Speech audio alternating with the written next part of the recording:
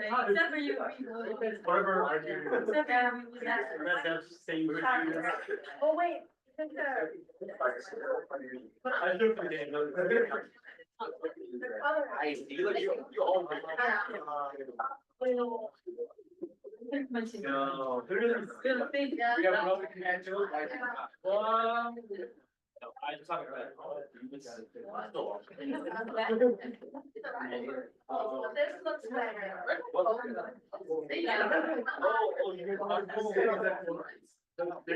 I like the yes.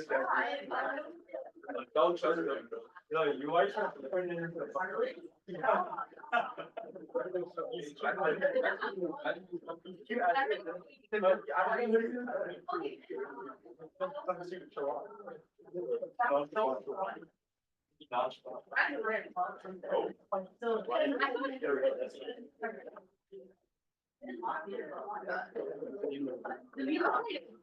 I did not move.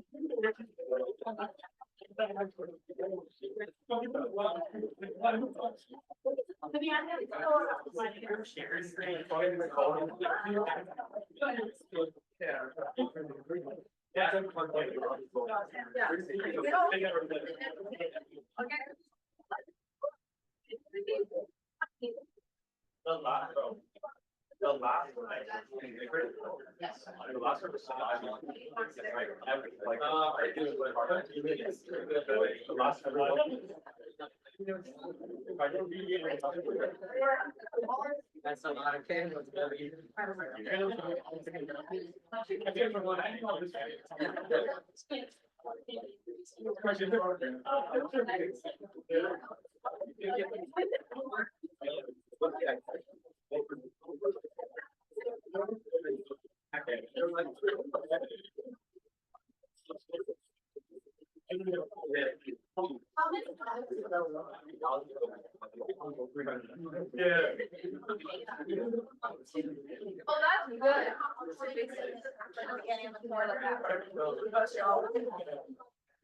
Oh, that's good.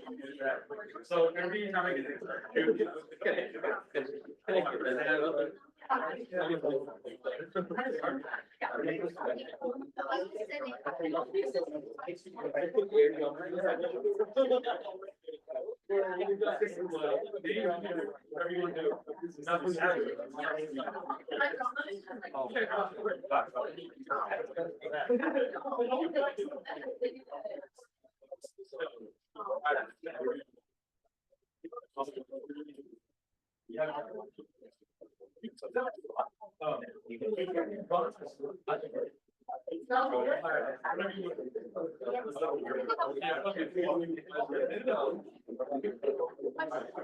No, I'm good.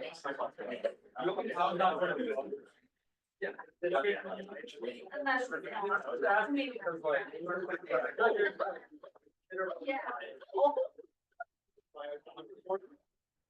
All the same, we're not.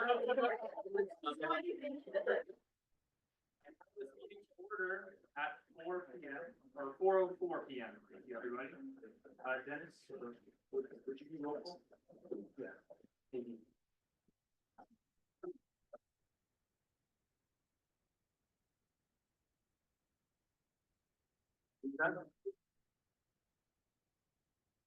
Laura? Here. Nietzsche? Here. Katja? Here. Veronica? Here. Chiki? Here. Nietzsche? Here. Ken? Lang? Kim? She is here. I think she's already left. Irish? She does the special just. Yeah, so.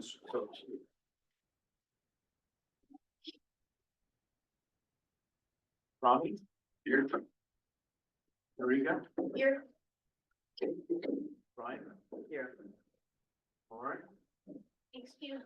Excuse.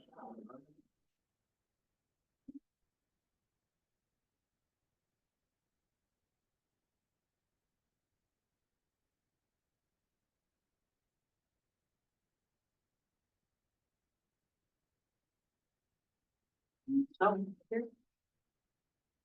Chapman? Chapman? Here.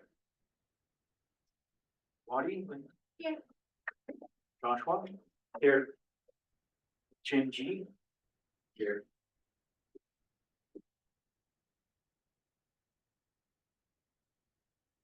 Ben? Here. Victor? Here. Fatima? Here. Anish? Here. Yang Ming? Here. Juan? Oh, no. Here. Yeah, Juan. Matsuko? Here. Mother? Here. Leah? Here. Yinhua? I see. All right. Okay. Are there any changes to be made to the minutes of November 27th, 2024? There are no changes. Can I get a motion? Can I get an approval? Adi, I move to approve the minutes of November 27, 2024. does anybody second? I second. Okay. The minutes of November 27th, 2024 are approved. Okay, I'm gonna start off public comments by saying welcome back, everybody. I hope you all had a nice holidays. I myself had a very productive holiday. I learned more from you. Yeah, and yeah, I mean, I'm gonna employ a few changes into my leadership style this quarter in terms of leading these meetings. Specifically when it comes to things like public comments, and just like time allocated, I'm gonna be a bit more stern. Just so that these meetings progress more smoothly. And then, also I'm gonna employ some strategies from last year's chair. For example, one was when some people are presenting up here, Ezot, the chair of finance last year, would go to the back of the room. And I really like that idea, so I'm gonna try that out. So just in case anybody's wondering why I'm back there. But yeah. Laura? Okay, so discount project is still ongoing. We have now 4 discounts, which is 15% from cotton tea and meal pie, 15% from sizzling lunch, 10% from morgama udon, and 10% from chicha sanchin. And please send this out information to all of your friends as well, so we can promote it. And it's more. And then second public comment is for online office hours. I don't think that we do need to do online office hours because we're all online on Discord server. And I have realized that no one comes to online office hours. And also when someone asks a question on Discord, we answer it. Like all of the questions are answered. So I don't think we need to do online office hours. So that's one thing. And then secondly, for in-person office hours, actually we can do more. Because we're not doing anything else. That's the question. Any other public comments, Ron? I just have a question. How do you get Public comments aren't for, you can respond afterwards. Okay. Any other public comments? Yes. I have an announcement for ICC Club Day, which has happened on Thursday, January 23rd from 11 a.m. to 1 p.m., which is at the main club. We spread information to everybody who want to attend the club day.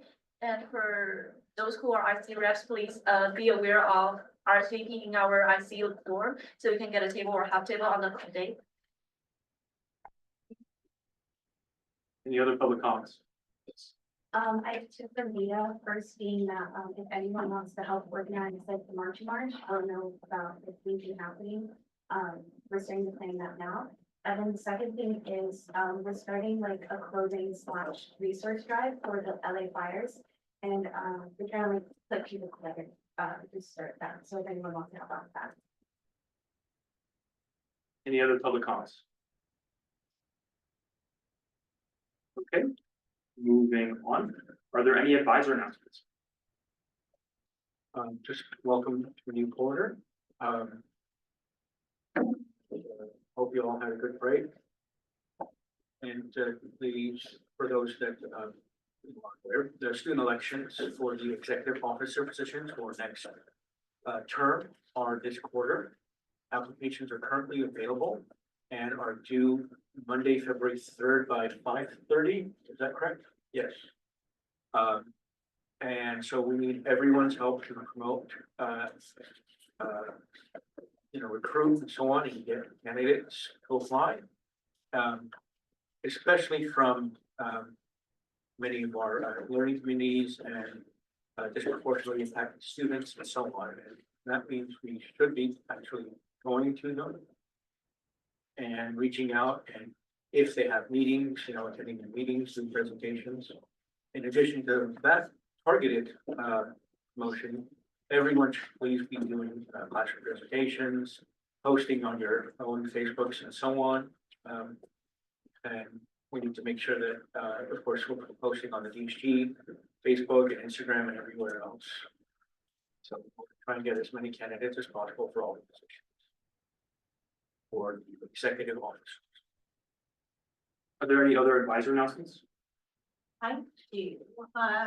I just wanted everybody, I don't know if everybody is aware, but with Maritza moving into her chief's position as director, I will be moving into Maritza's position. And will be in the interim, I'll be working with ICC and with the flea market until we get somebody in the flea market coordinating position. So please be patient. I'll be learning a whole new position, and Maritza and actually everybody in Office of College Life will be working together to make sure that we can delegate different responsibilities in interim. But just be patient, and then I'll be reaching out for some assistance in the position as well. And then once we get that flea market coordinator, I'll just keep that. So hopefully you won't see too many changes. You'll just see a lot of people really knowing different positions. So I think that will be a good cross training for all of us. So thank you for that. And then just a reminder that club day is next Thursday. Thank you. Are there any other Senate announcements or advisor announcements? Yeah, Maritza.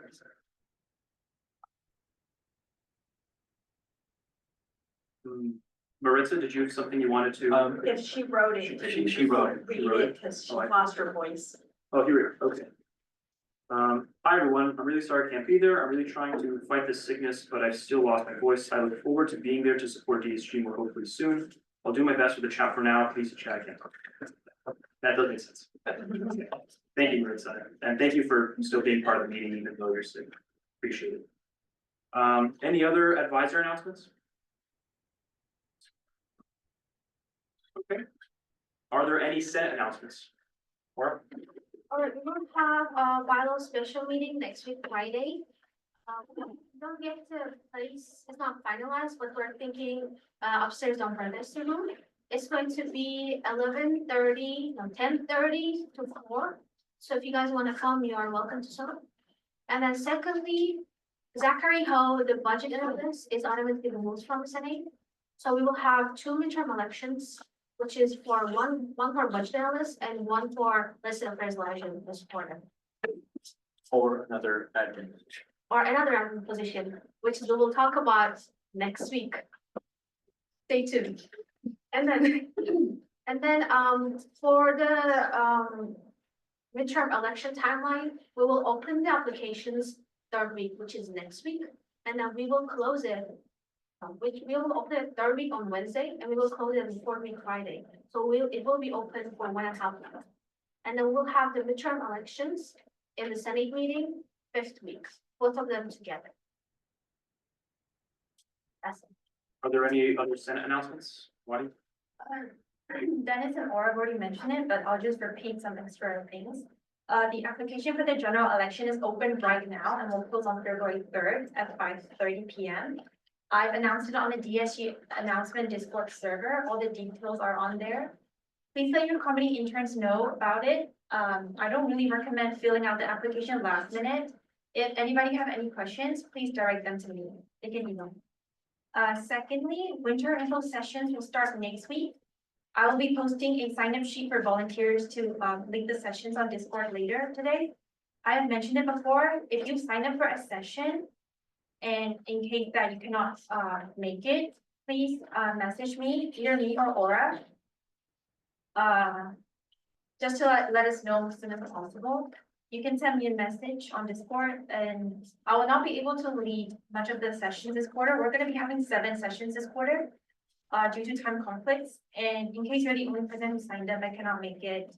Once again, please communicate with me as soon as possible so that I can find someone else to lead it. And for the third thing, Aura has said it, as for the midterm election, the application will be open next week as well. And we'll have the midterm election for both legislative affairs liaison and budget analyst in week 5.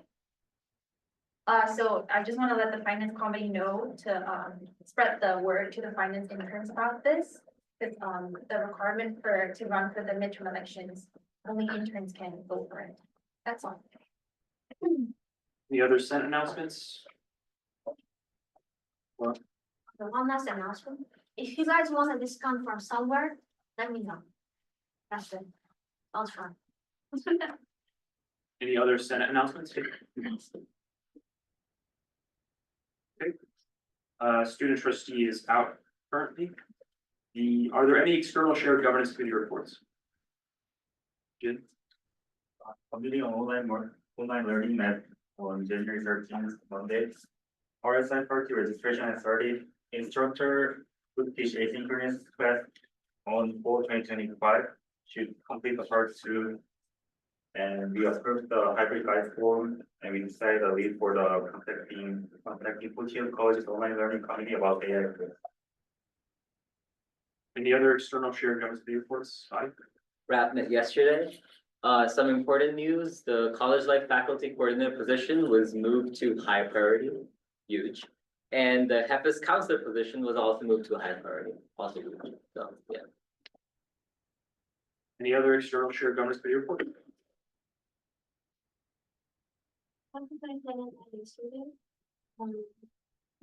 Three people from the Action Council presented an equity rubric designed to ensure equity and safety campus events and decision making.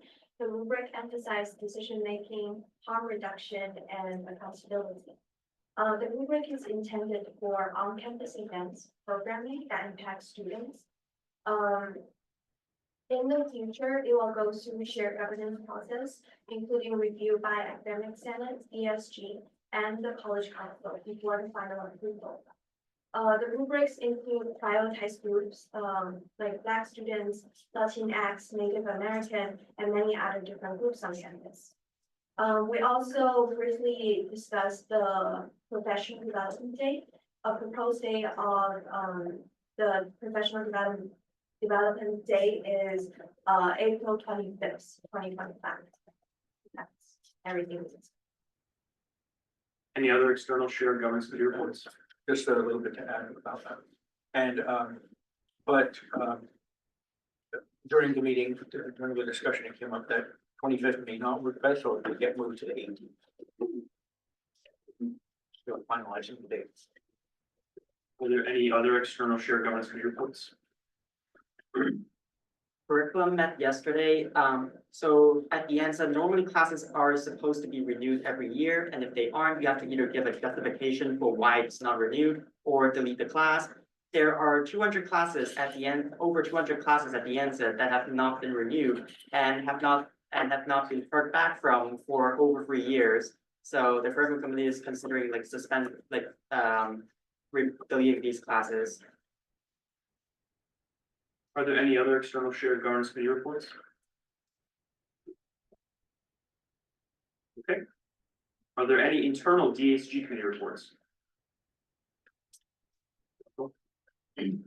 As already mentioned today, one of the things that we discussed were potential rules for the quarter.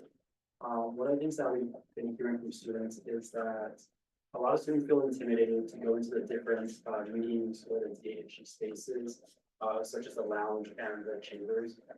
So we're trying to figure out a way that we can make it less intimidating for students to get more involved with student government.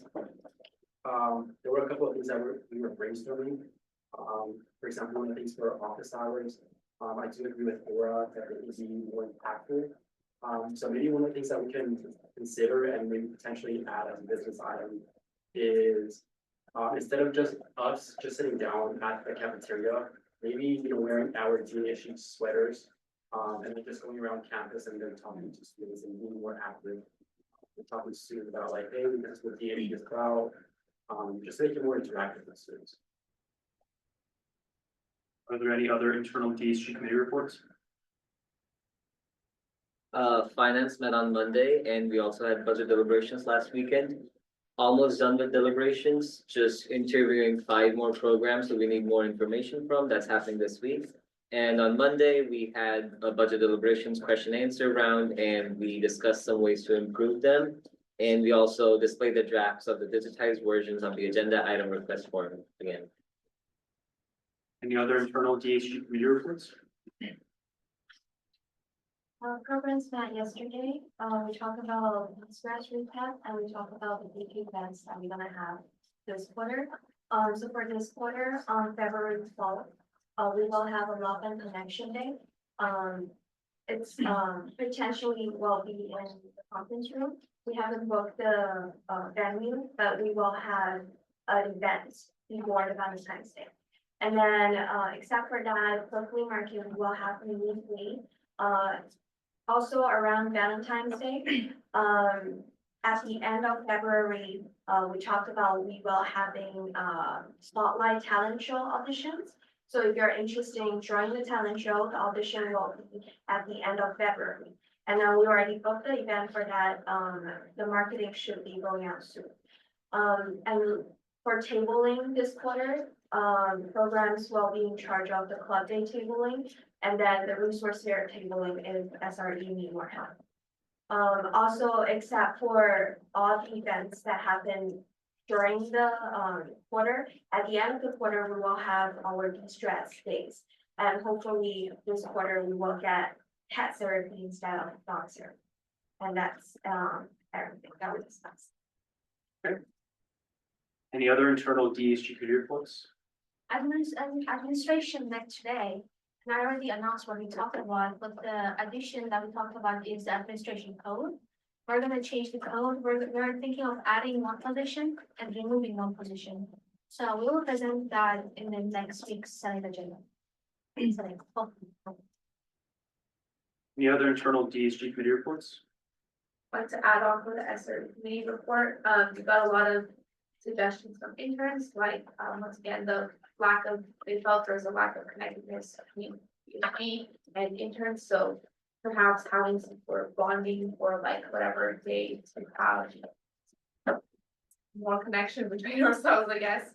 And then, other thing was, for the Equity Action Council, Joshua and I are kind of part of a new subcommittee, that kind of addresses certain goals for the equity rubric, because we felt like it was pretty stagnant, and like Equity Action Council meetings are kind of just like reviewing the spreadsheet, and not really doing much. So stay tuned for that. Yeah. Any other internal DSG committee reports? Yes, we have met there because it's tomorrow, but the bike distribution process is in the process right now, and the distribution will be starting from the next week. Any other internal DSG committee reports? Okay. There's nothing on the consent calendar, so we move on. And now we'll move on to business item 1. This is proposals for a new DSG logo, and just to discuss it, Javin, if I could call Javin to do that item. I sent you the Canva link. Okay. Could you send it on email?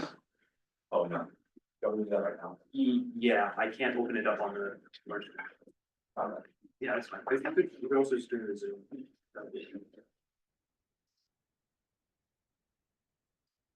If it's an editable link, don't put it there.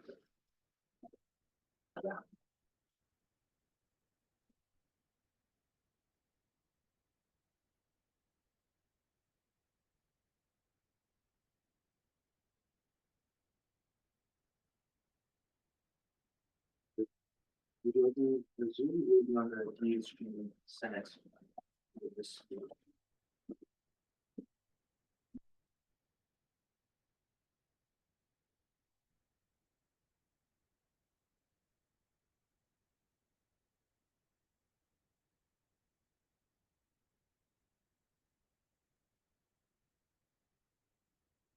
Dennis, would you accept into the Zoom?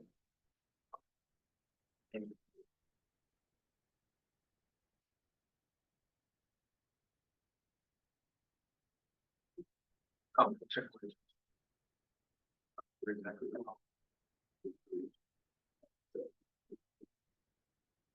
Okay, so, for some of you guys, the chairs, and then I guess need to, before, spring quarter ended last year, I did do a proposal, and it was in regards to the logo. There, we approved the fact of a new logo, so that's already been approved. This is not a proposal to change the logo. That's already, like, decided we are going to change the logo. So what this kind of, I guess, discussion time, it's going to be for what you guys want in the logo, okay? So this is not me presenting a logo, it's just asking what you guys want in terms of like graphical elements, style, all these different things, while also providing you guys some sort of, I guess, guidelines of what we, or I want to go, how I want to go at the logo, okay?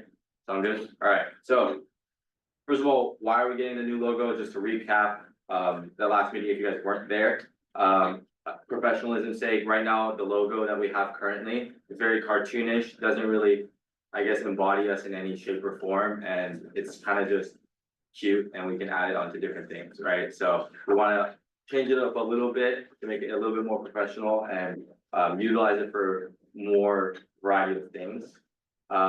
So another reason, like main reason that we do want to change it is because of the current shape. We use a circular logo right now, and with the circular logo, it kind of limits the way we can utilize our logo for various promotional items and other things, which is why we often have to exclude the logo from promotional wear, promotional items that we use. So this is kind of the reasoning. You can't see the text on it. This is the reasoning as to why we're not going to do a circle or square logo design. A circle logo makes it difficult to use in more straight line graphics. Then I ruled it out given that the circle designs regularly don't fit well into text boxes. You guys can obviously give your input on that later for the discussion part. Square logo limits our creative capacity, and most often than not ends up just being a circular logo within a square shape. If you look at most like professional companies and or student governments as well as colleges. So I ruled that out with the same reasoning as I did the circle. And then, so the shape that I concluded that would be the best for our student government, which is one I concluded last time we presented to, would be a crest or a shield shape. Not to represent anything, just because of creative input and how we can apply this logo. As you can see, the crest is utilized by a variety of different colleges and student governments. For example, Foothill College, our own sister school, their main logo is a crest-shaped acorn, and then HBSA, a student government, an accredited public university, and then Harvard, Yale, and then all the other Ivies have crests as well. This is USC's logo, and then this is Johns Hopkins logo. So all across the board, it's usually crests. So mock-ups. This is by no means this is not the logo design, okay? This is just to kind of reference you guys so that you guys can build off and give ideas in accordance to this, okay? So keep that in mind as you look at the next design. So the form 1, this is how we're gonna have 3 different forms basically for our logo use. The first one is just a blank logo slate. As you can see back here, right here, most of them or all of them are just a blank logo itself. So that's form 1 of the logo. Form 2 is going to be with the actual wording, so that we can utilize it to, I guess, explain what we actually are. And the student representatives, that wording can be changed. But I wanted something along the lines of that, so that people can understand, like, some people may not always know what DASG stands for. And so when you add student representatives to it, it's kind of a little bit more clearly outlining. Obviously, it doesn't paint the full picture for you, but then at that point, you should just inquire for more. And then, the reasoning was, I guess you can read this here from Harvard Business Review. I'll send the slides out later too, so if you guys want to look more at that, you can. Form 3 is just the same thing as Form 1, except with DASG on it, right? So with that being said, we're gonna go into the discussion period. So the main things that I wanna go in order is first, shape, that you guys agree with us designing logos that are in a crest/shield shape. 2, the elements, like what type of stuff you guys actually want in the logo. For example, if you look at the previous, the designs that I used as reference, one of the designs is like kind of, it's the building that's by the, I actually don't know what building it's called, but the museum that we have on campus at De Anza. And then the other one is the fountain that we have in the Sunken Garden, alright? So stuff like that is what elements is, and style is whether we want it to be a little bit more, let's just go back to the references. As you can see here, it's very different styles. This is very this is super minimalistic, super modern. This is a little bit more modern, but still has a lot of elements to it. And this is very kind of a lot older style, right? And then these two also blend the mixture of those two. So that's what we're gonna discuss. So I'm gonna open that up first by shape. Does anybody have any objections to the usage of a shield or crest as our main shape for our logo? Show silence for a bit, just in case anybody has something to say. Okay, awesome. All right, and then just in terms of elements, there should not be any silence here. I'll give you guys what Luca did actually last time, a couple minutes to discuss with the people around you, and then after that we'll reconvene and then give the ideas. Okay.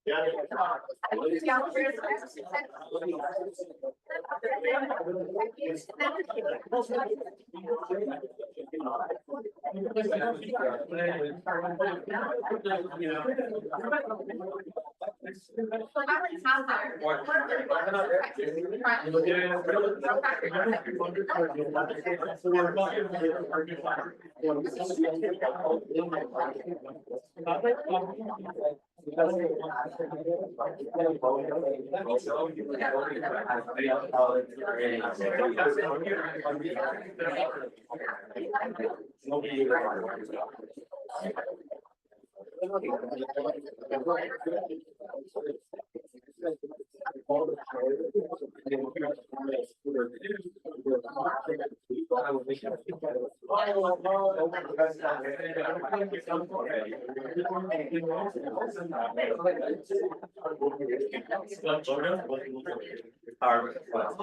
like us.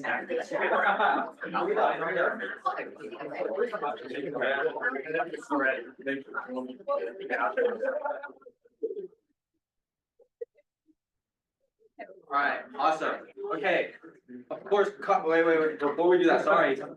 Our lovely Katya wants us to bring us back to the shapes, so. Oh, okay, I'll try to make it quick. I have like mixed feelings about it. One, I read an article recently about how Ivy Leagues and stuff like that, the way that there have been so many qualified people that are getting into them, but they're not increasing the number of like student availability at their schools, have made it so that higher education is kind of like a luxury good, rather than like something that is mover in the like as a like for the middle class to like move in the economic realm basically. So I don't know if emulating that is super great, but it's also on the other hand, it is like, oh, we're like protecting or helping students. So those are my thoughts. I just wanna give a quick reference back to this things before, okay. I actually knew, I just had a feeling someone was gonna say that, okay?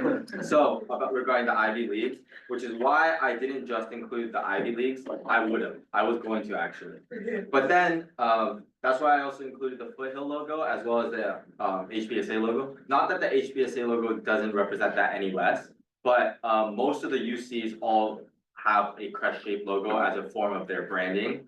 Obviously their main logo is different because it's their college.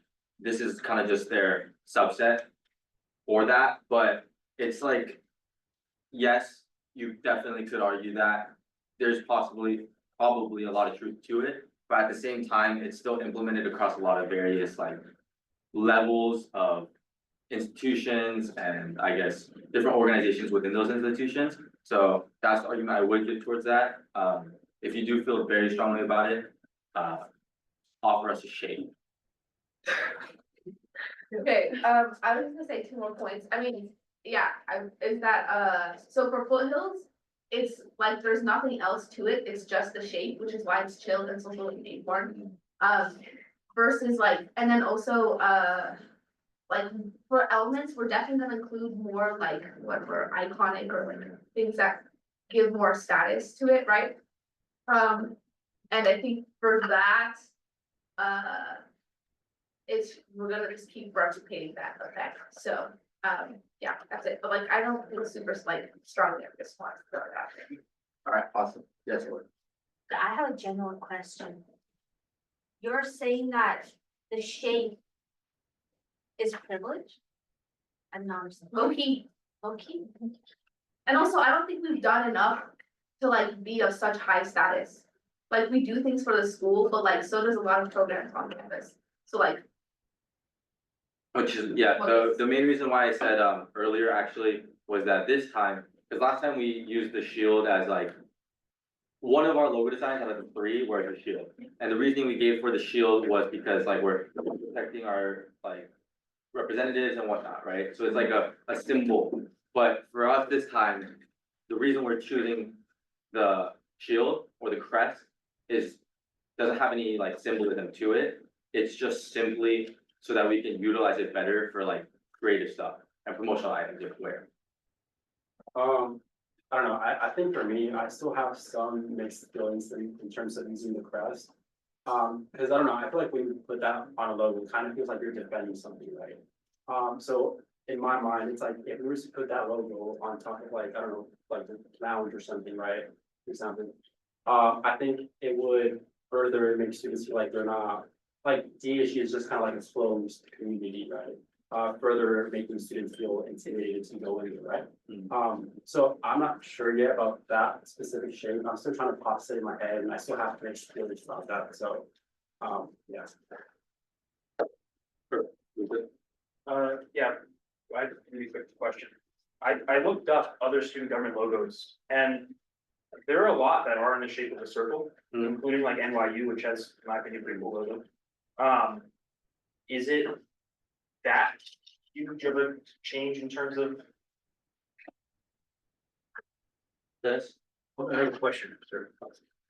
I guess to answer that, no, not really, but the thing about NYU, we actually used that for our presentation last time. I don't know if you guys remember that, but that was one of the logos we used as a example. NYU actually has a subset of graphical elements, one of which is a crest, and so it's like, you can look at it that way, but at the end of the day, it's just most of the time, for most people, it's a crest. So, I understand that it definitely could give off that impression. But also like the logo, the thing about, by the way, why I mentioned that they have a crest is for their promotional items that they use, where it's like, for example, like the phone wallet, slapping a circle on a phone wallet doesn't exactly look good. Like, I don't want just like a fat circle on it, like proportionally wise, it's also just doesn't align with the borders. And it just, most of the time just doesn't look good. And which is why we changed it for a lot of our different designs. But ultimately, if it's like, we can still create circle design, if that's what you guys want, like. There's no problem with that, if the majority of you guys want to, have a circle as an option that we bring towards the next proposal, we can do that. But at the same time, we'd rather allocate our time to what is going to be the logo, which is why we're trying to decide on the shape now. So, and then Dennis, you had a question? No, I don't think so. Okay, yes, Oh, I like the aesthetics of the crest, but I also want to acknowledge that like, everything's gonna be up to interpretation unless you like give it an explicit one. So if you're like asking everyone, like if you just put it there and say that it's just for the aesthetics, it's gonna be interpreted into the way. I think that if you put like an explicit, like, why is this a crest, and like actually add meaning behind it. I know there's like some conflict about like the protectors thing, but if it's like worded correctly and passionately and like explicitly, like in a I wanna help my community way, like. Then it has that meaning, like if you say it, then it does. So if you give it an explicit meaning, then like.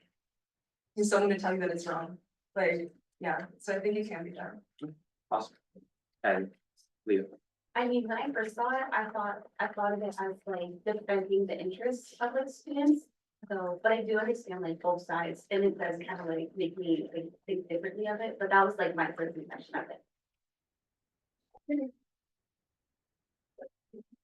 okay, so then with that, we're gonna move on to the elements. So what you guys talked about in your discussions, I hope a lot of you guys who haven't spoken are willing to speak out about what you guys want, like elements wise, in terms of what represents the answer. So does anybody want to start? Oh, we have someone. So for me, What's your name? Christian, Christian. so for me, the first thing that comes to mind when it comes to education is, it's a torch, right? So like, a torch could really, emphasize that we are also a part of the education system, as that as a student government, we are protecting the interest of the education as a whole, not just the students itself. And then somebody with, Jen? just a question for the sample logos, like you said, you put some buildings in the Pienza for the sample logos. Is there any meaning behind it, which is because it's buildings in the building logo and something? The reason that I did that was because it was to mock HBSAs. Because HBSA, they just have their Berkeley Tower as their kind of design, I guess. And so I was looking for stuff that could possibly replicate that basically. And then Victor came up with the fountain one, and then I looked for the museum. That's fine. I personally like the fountain better than the building, because I feel the building is it's a California History Center. I feel that's a bit generic, like people outside Dianza, they wouldn't know that it is actually a building in Dianza, because I think other colleges would also use it in other ways. But the Sun King Garden stands out a bit more, because it's sort of a D within its shape. And my thought would be that, okay, this is a significant thing to the college, and then it's in the garden, so I like the fountain. And just for reference, before you go, Victor, it's, again, those mock-ups are not the logo. Like, if you guys want it to be, it can, but it's just like, referencing what can fill the crack, okay? So the point of the elements was to ask you guys what you guys want in the crack, okay? Alright, Victor, what are you gonna say? Yeah, like as like you mentioned, the fountain itself was just an element that I was planning on using just for the brand itself, because we're also redesigning that. Some like feedback that I got from it was if a student outside the end were to see that, they wouldn't necessarily imagine that as the sunken garden. I had like a lot of people telling me it looked like a microscope, which I also kind of see it. But yeah, I wasn't really expecting it to become a logo. It was more something of a graphic element.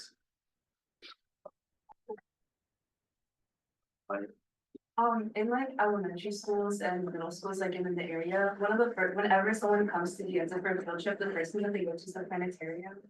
And so I like it's really representative for like the locals.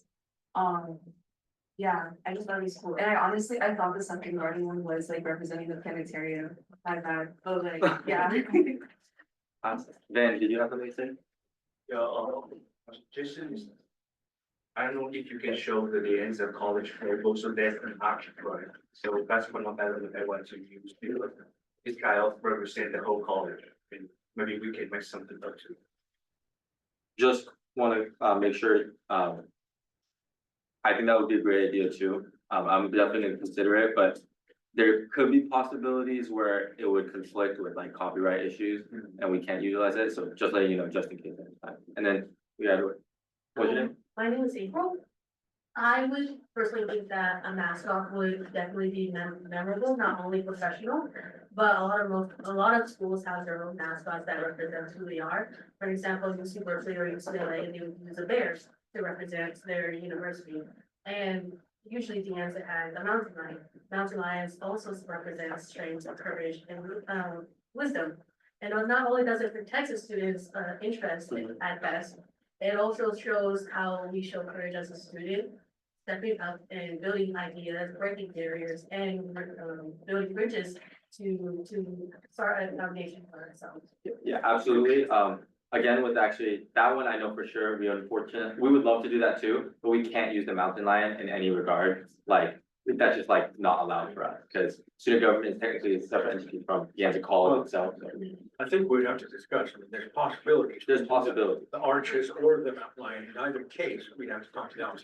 It would take a lot of time, which would probably not be able to happen during the tenure. VJ? Yeah, I just wanted to maybe suggest we approach the discussion from the other way around, instead of looking at specific elements and then figuring out what they could represent. Maybe think about or brainstorm what values or principles the DSG hold, or what we want to represent, and then figure out what we could use in the logo. To that extent, I think community college represents accessibility for education in a lot of ways. And so maybe if we think about those elements, would be Like community college? community college in general and Nyanza specifically. And Dennis, you have anything? And Maritza made a comment in chat as well. Same thing I said, but if there's interest in the mountain lion or potentially the archway, we just need to work with the ossification logo. Actually, yeah, so Victor and I had a meeting with the Office of Communications actually over winter break, and I actually followed up with them afterwards too. In relation to the mountain lion specifically, not the archway, and they said it was just, they would recommend us not to do it. So, that's why I made that comment earlier. Alright, and then, who had, was it Aura? Yes. Can you go back to the mock-ups?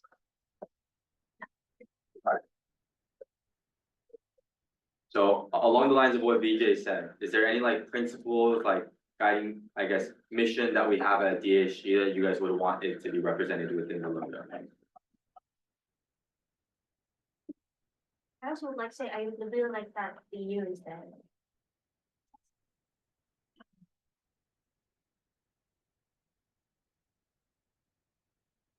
If not, any other element that you had discussed? I mean, I think there's elements to be drawn for community, maybe some sort of like handholding that we currently have, but more professional instead of cartoon style that we have. Yeah, I see. Anything else that was discussed? Yes.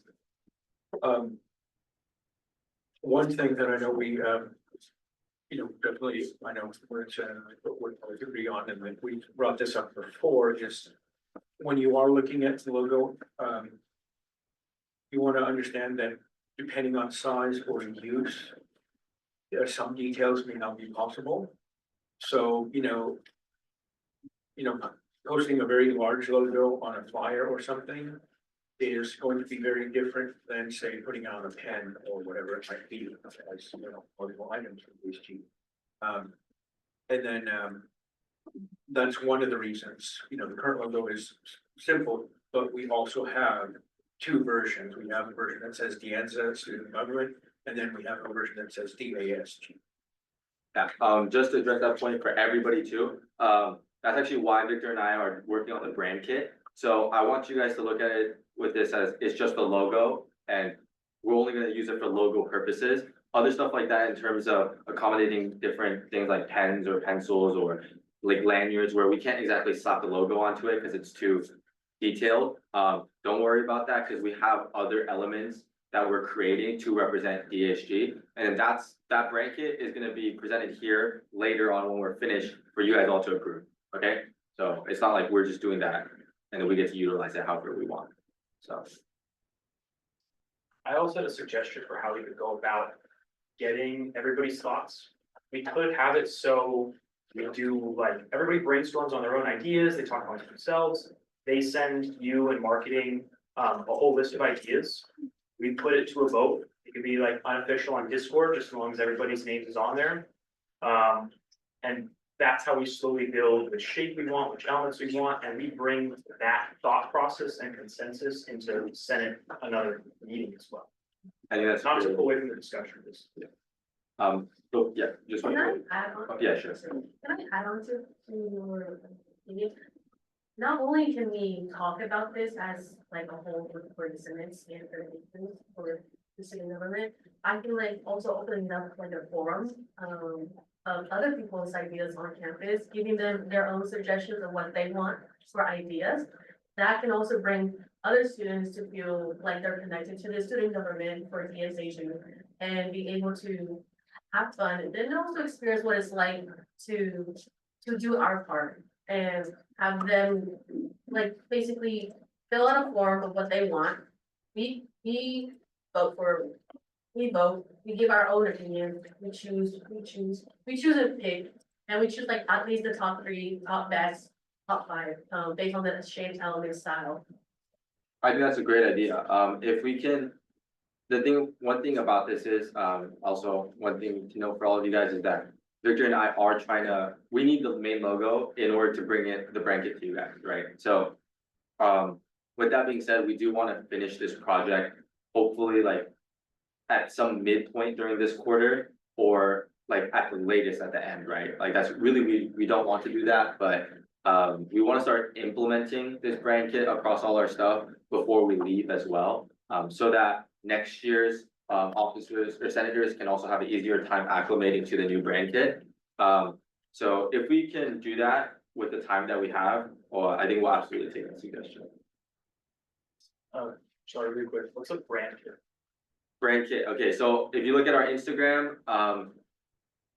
all like the Instagram posts, they kind of have a different variety to it, different color schemes and whatnot. But what the brand kit's main purpose is gonna be to serve is basically make that all uniform, while having its own individual aspects of promoting, like, for example, the Spotlight Talent Show or the flea market and showing those different little pieces. So it's like graphical elements that like the logo, as well as if you look on our most recent post, we actually have the fountain iconography already implemented into the post as well. And then in terms of fonts, colors we use, styles, that's what the brand kit is.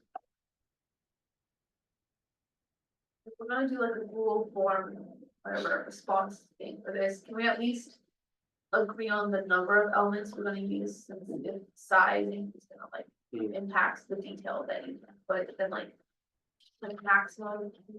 Yeah, I think that it's best if we stick to either like one main thing, such as a fountain or the planetarium or something like that. Or like just 2 mini elements that we can use. Is everybody cool with that? Like just 1 or 2 elements, not more than that? Okay, awesome. And then, I guess just like raise of hands, who would prefer just one element, like a main icon that we use? I'll give it some thought. Before that, we do need to extend discussion if we want to continue. Audie, I move to extend discussion by 10 minutes. does anybody second? Okay, so extended by 10 minutes, motion by Audie, seconded by Juan. Of the item, by times 30. No, it's 4:55, item ends at 5:05. Oh, well, the other stuff. We started. I still time. I mean, it's 30 minutes for the item, so we may have started earlier than the estimated time. Okay. Did you?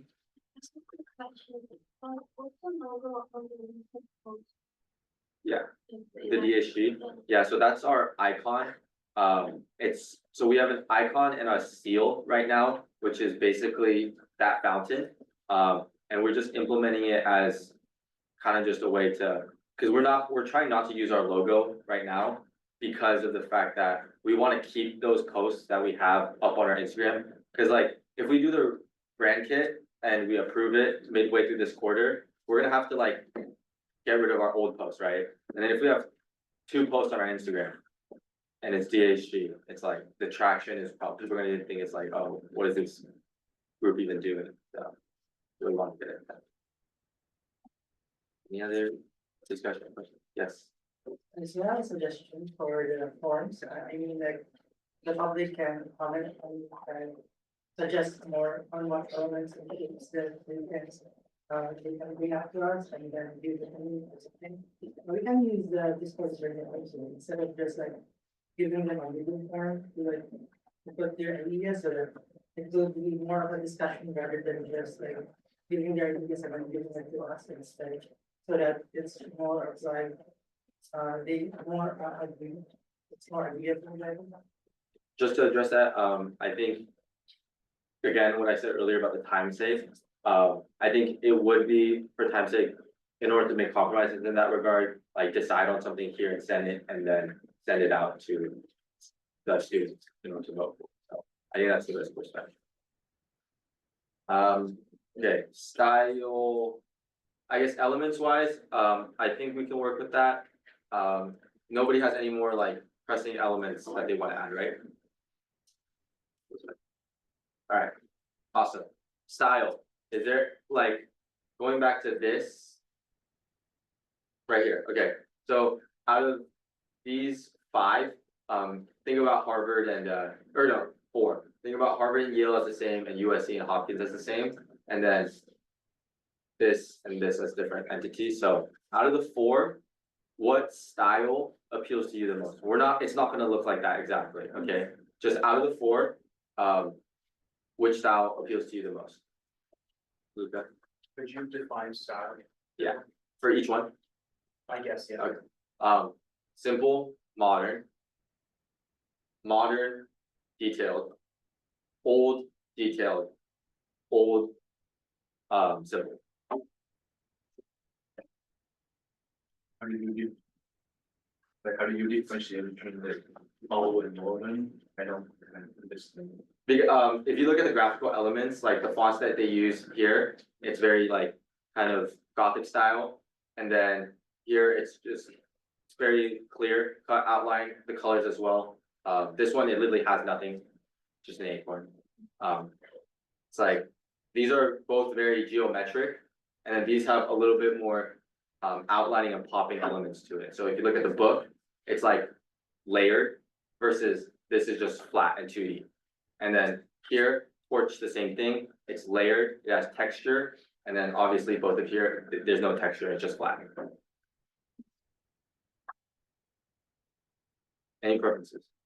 If you want, you can just say it's like the vote between the 4 that are like on our bench. Mhm. So like, I think out of like those 4, I do like the USC logo. Even though it's like being covered by the text, but like when I'm seeing it, like I do like it. But I do think that like the simple not simple modern. I feel like the Berkeley one is also simple modern, but like that one's like easier to read and easier for print. I like the top left one, because you were saying a lot about practicality. And, as a person who makes the promotional items, I feel like that one makes the most sense.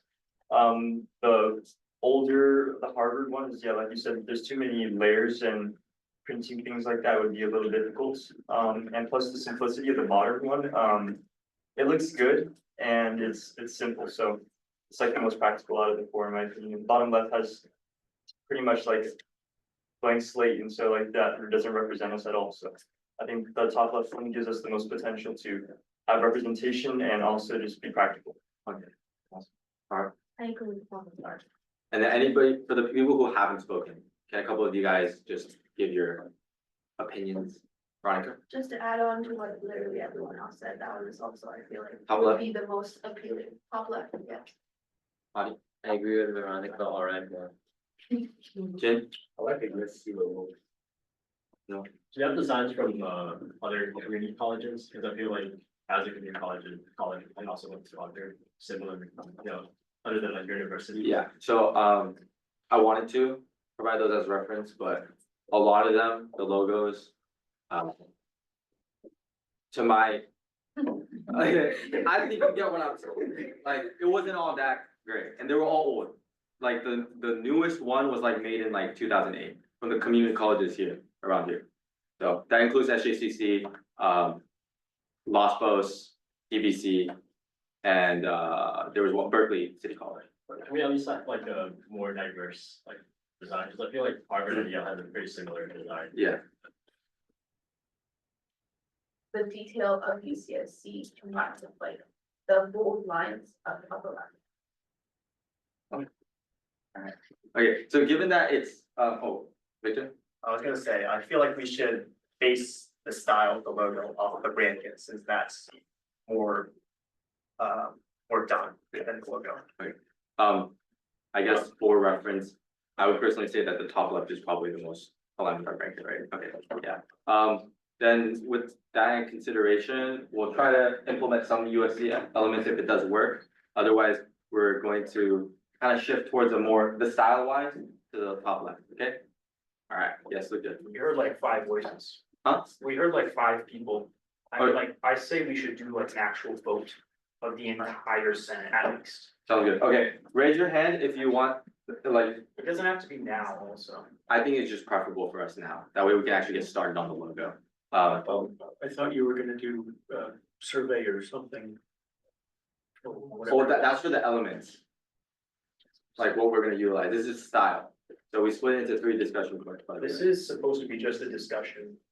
Yeah, I think, Well, yeah, okay, sorry. The reason why I'm asking for this is so that we can design something that's as close to your liking as possible. That way we don't spend, Victor and I, already the countless hours that we have spent, and then come back and then have you guys tell us basically what happened last time and just say, oh, we don't like any of them. So, yes.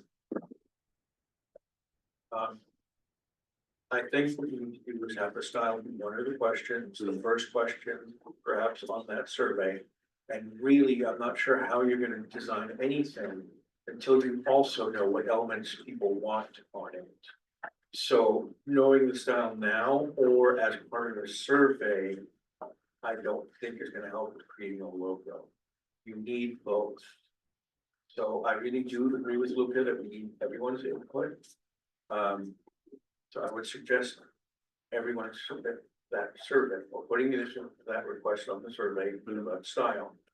And making it simpler, like just, something like, just have the 4 on the survey and just say, which of these styles, you would prefer, give maybe a brief description if needed. And then, come back with potential designs and everything.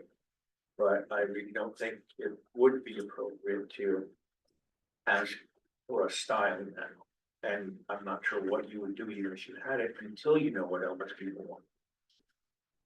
I think that was the point of the discussion on the elements. I've written down possible elements that we have that was brought to by the Senate, both as well as public.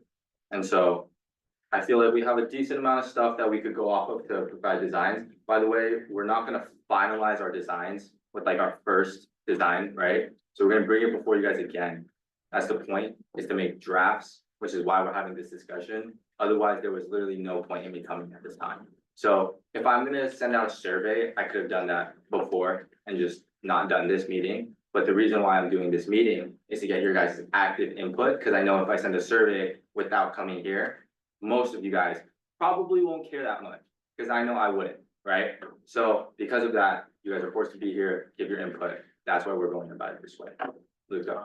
I mean, we could just have it a survey for tonight. So everybody's voices is heard, Yeah. at least to some extent, of just which one they. Totally down for that. Sounds good. Alright. Also, that is time, so we would have to need another extension for discussion. I think we're good. Nobody has anything pressing. That's the end of business item one.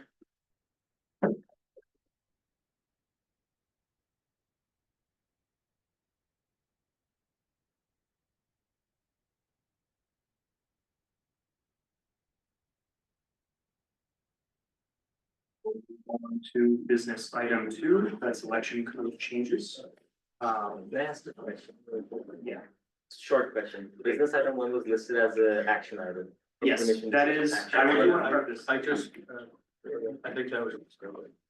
that was a mistake, I do want to. Business item two, this is a discussion about election code changes, to be presented by Wadi and Dennis.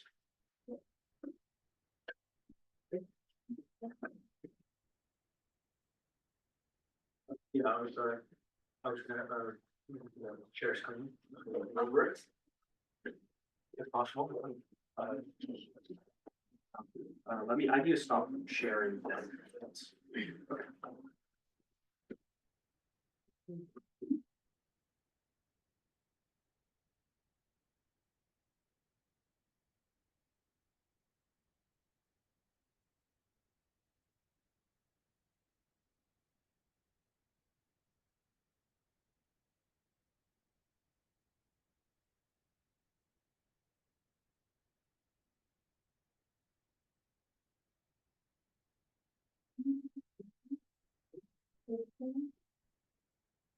If you double click on it, I think, It's sure if I did.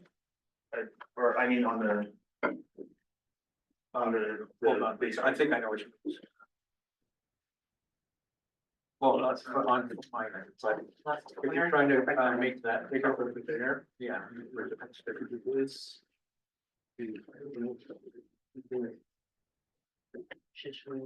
Yeah, there should be a view full screen option. No, this is. There, that's, I think the best. Hold on, I can at least, do that. Bring in the best.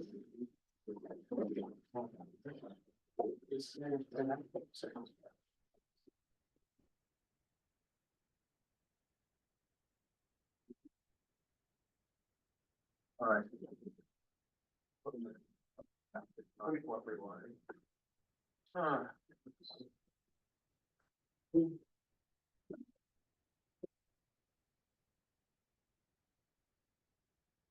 So there are changes that we have done to the elections code so far.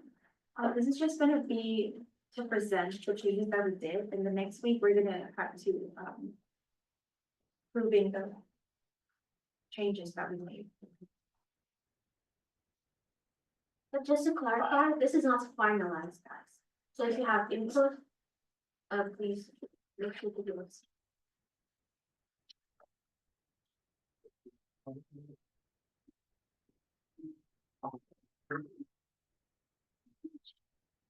All right. So there are, a number of elements that will be finalized at the end, any changes to article numbers and so on, so we don't worry about that. And then there's still a couple of sections we're finalizing, we'll have, give an overview, and then you'll see the final language, proposed final language next week. So one of the things, just skip past that. So, there hasn't been an actual separate elections committee since last year.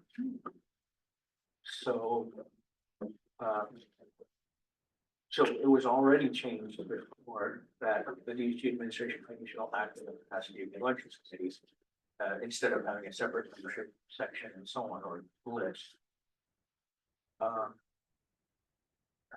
So we just went through the rest of the document, and wherever it was appropriate, pretty much everywhere, we moved, changed the elections committee to administration. And then one issue that was brought up this year was interns and current internal officers is that with the old structure, it makes sense. If you want to be on the election committee, there you've got to volunteer for that one.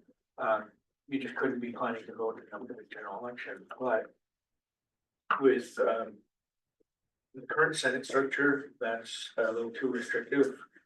It doesn't allow anyone who's an intern on administration to run. And it does not allow any current internal officers to run for an executive officer position.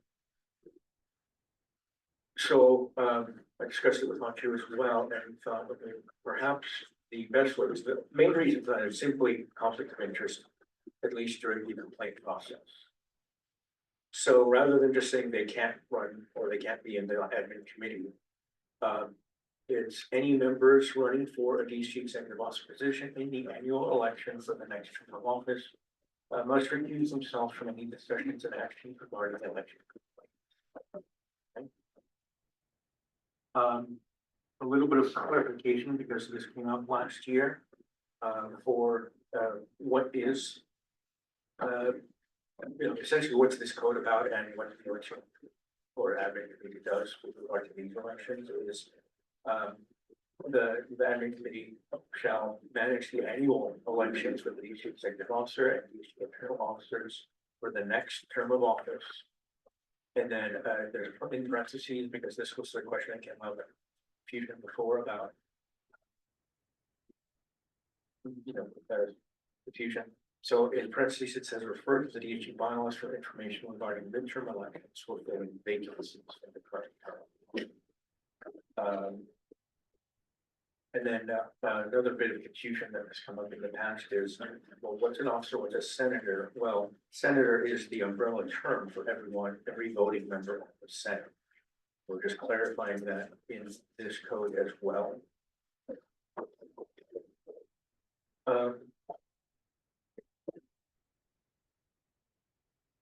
Without executive officer promotion and so on, and internal officer, is there slight differences between the two? So here, one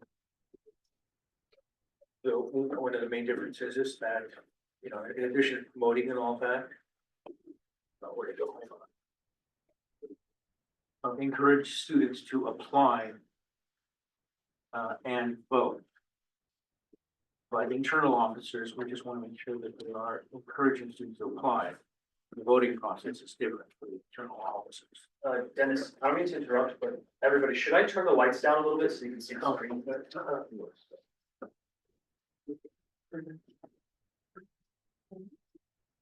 And then we also added that the DHE administration committee must complete these duties and responsibilities regardless of whether DHG marketing committee or DHG Senate as a whole participates. So we're just saying that the administration committee can't just sit around waiting for marketing to do something. If they're too busy or whatever the case will be, the administration committee has the responsibility to get these very important. So they have to get started on marketing, promotions, encouraging students, recruiting, all of that. And then just made a separate item for the methods, promote and so on. And then included the learning community support services and programs for, and this was a term, I guess word from that reaction, the presentation at Classified Senate yesterday, disproportionately impacted underserved / marginalized and other targeted student groups. The external street governance committee in terms of selected by the exec committee, not the admin or elections committee. And we don't need the manage and oversee account sections. And then individual duties, so this related to the change we made at the very beginning. So each administration committee members not running for the executive position shall not campaign for or against, nor endorse any candidate or ballot measure. Period, basically. So that means if they are a candidate, they can't do those things. They're just not allowed to participate in again the complaint process that we have.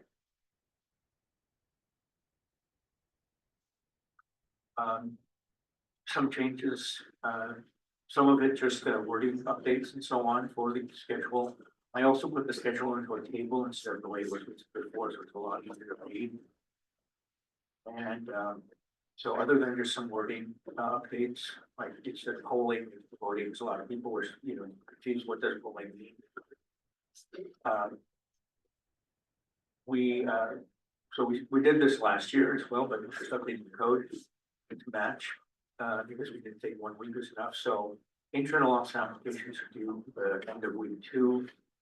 And then that just pushes the internal officer elections to weeks 3, 4, and 5.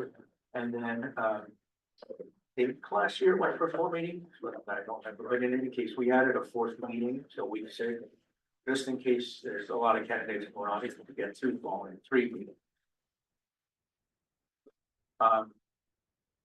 We added an item about just to let students know that we need to return to the DeAndre College area so that you can attend the in-person fall trainings. And then the in-person fall trainings, we just clarified what the actual period is. That it's second Monday before fall through the Friday before fall. It's 2 weeks and it's in person.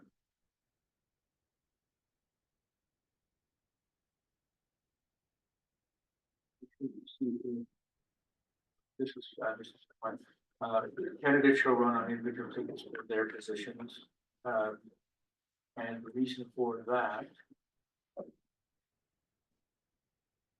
is here or further down. Well, or if you want to bring up about the president, the vice president. So, yeah, we talked about it and then we were deciding to make the president and the vice president run on different ballots, so they won't be running together. It's still under discussion because during the past info session in fall, we mentioned that the president and vice president will be running together. But during that time, we're still going through the process of changing the elections code. But I brought this up in case it would be convenient because the president and vice president have different responsibilities. The president is part of finance and vice president is part of administration. So I believe it will be easier for both candidates to run separately because they can focus on their own goals and their own values as well.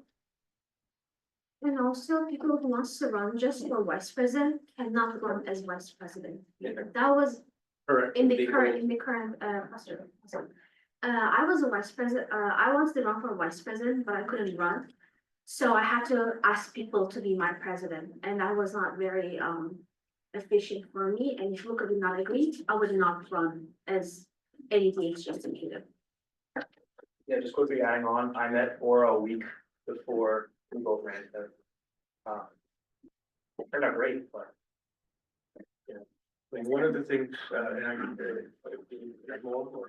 Yes, and also, you might think the president and vice president works really too much together, and that's not the case. Because we're in different committees, we see our committee members more than we see each other. Like I see administration committee, I see Wadi more than I see Luca, and Luca sees more of the finance than he sees me.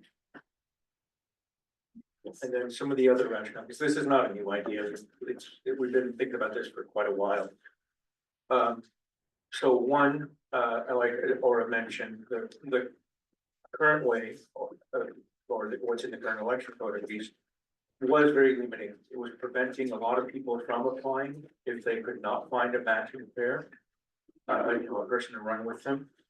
It was also preventing a lot of people from even getting elected if they chose to run as president alone without a vice president. Because I cannot recall a time when the president running alone actually did get elected. So that's one thing, it's very limiting, a lot of students that might be interested in a certain position, just don't even apply at all. And, like Lucas said, or like Aura said, they're not necessarily, in many cases, they didn't even know each other before they ran, they just kind of like, I need somebody, or you want to do it, kind of a thing. And they don't necessarily work that closely together either, in some ways, it's almost like it really should just be DPC chair of administration. Because they're very distinct duties, different things to do, and right now, or the way it has been, basically the vice president candidate doesn't campaign or doesn't have to campaign. Students don't get a chance to know what their qualifications are or not. They're voting pretty much for the president. We've had good luck, but you never know. The person who gets paired up with a president candidate could be terrible. But no one's gonna know that because they're not actually out there saying, I have good organization skills, I've got some ideas for improving especially in the Senate and so on and so forth. No student's getting a chance to hear that and vote on which person they really think should be the vice president or chair of administration perhaps. So there's a number of things that have come up over the years that really, it's not the same as the US president, same thing. Okay, I'll give it to you first. Yes. Can I motion to recess, because I'm pretty sure all of us are checked out at this point, and this is a pretty big, like election code, it's like. Updating the bylaws pretty important, I think everyone could use a little water break, so we can lock in, for a little bit, so yeah. Okay, I'll give it to Luca. Dennis, are we allowed, we're allowed to do it? Well, yeah, I mean, that's what I was about to say. Council, you can make a motion to have a recess for 5 minutes or Okay, whatever. a motion to Okay, recess. let's hear Luca and then let's make a motion. Well, I just had one final question, so if two people were to want to run together and campaign together, they could still do that, right? Yes, that's also another thing. Any candidates can run together, they can campaign with each other and all that kind of stuff, but they're still gonna be voted on individually. That's always been the case. You're still gonna run with different ballots. Yeah, the balance is gonna be different, but they can campaign together, like they can be like, oh, I'm the president, I that's- want this person to be my vice president. Yeah, that's always been the case for all of us, anyway. Okay, Okay, I motion to recess, starting from 5:22 and come back at 5:30. Anybody second? I second. Okay, motion passed, recess 5 minutes. Don't we have to call a vote? Oh, what? Wait, you get to. Aye or nay? At least I. Like. Hold on, no recess. All in favor of having a recess for 5 minutes, say aye. Aye. Okay, recess 5 minutes. He said kill 5:30. Oh, 8 minutes. 8 minutes, everybody. Go pee, go drink water, do whatever. No,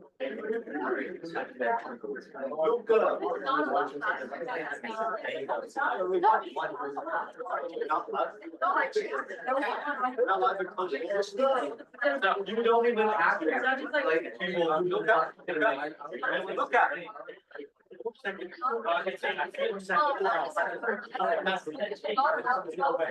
Really?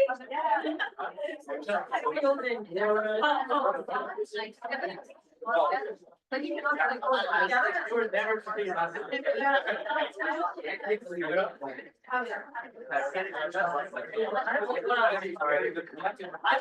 free.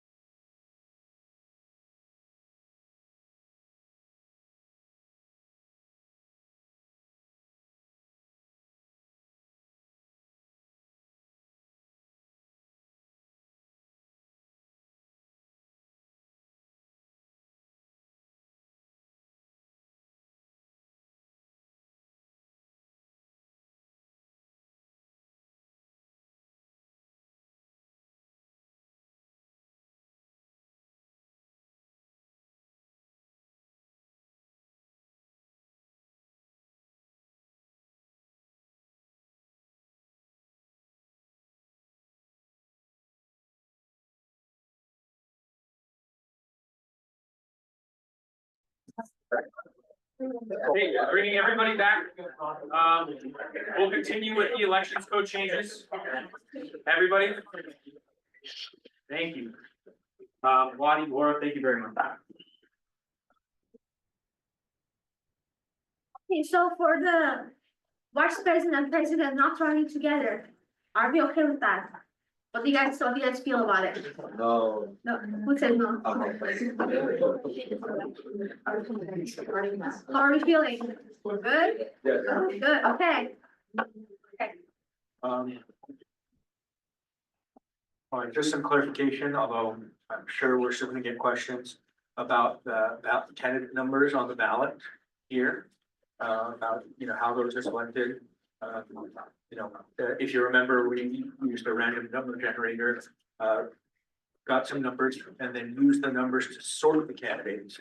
And then, for president and vice president, for example, after sorting, first candidate was, had ballot number 1, the second candidate had ballot number 2, third candidate had ballot number 3. The random number had nothing to do with the actual ballot numbers, it was just used for sorting purposes. So we're trying to make that clearer. I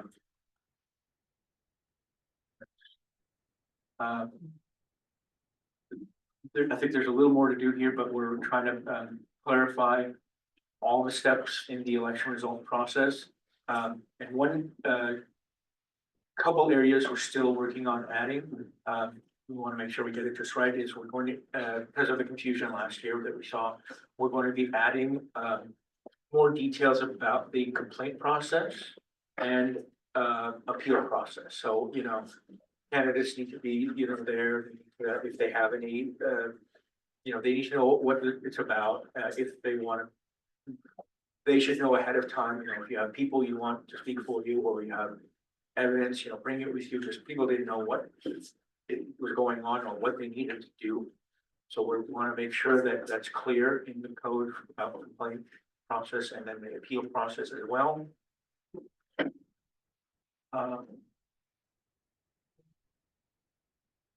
Also, overall, I've been trying to clarify, what's executive officer election and then internal officer elections.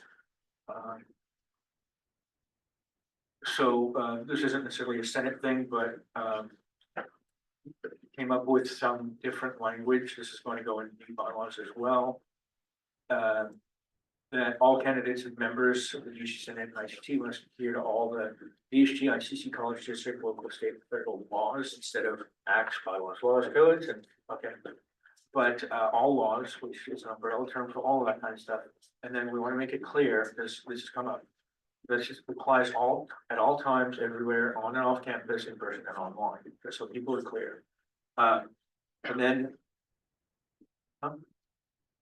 Never mind.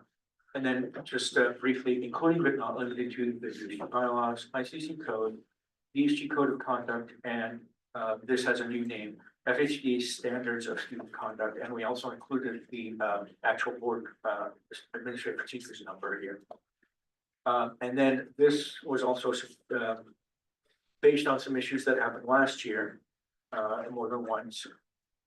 Any sections of the FHDA standards of student conduct that apply to academics shall also apply more broadly for non-academic situations within the DASG Senate and ICC as applicable, including but not limited to dishonesty, academic dishonesty, plagiarism in whole or in part, and having someone else or using tools such as artificial intelligence with examples to write answers, statements, or any other parts of any application or form.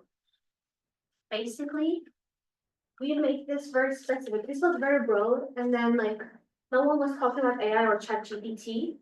So we made it very Or specific. plagiarism. Or plagiarism. So we made it very specific that she cannot. And if, for those of you that weren't here last year or don't know, we had both occur last year. During an internal midterm election for vacant positions. We had a candidate who used AI to answer all the questions on the application.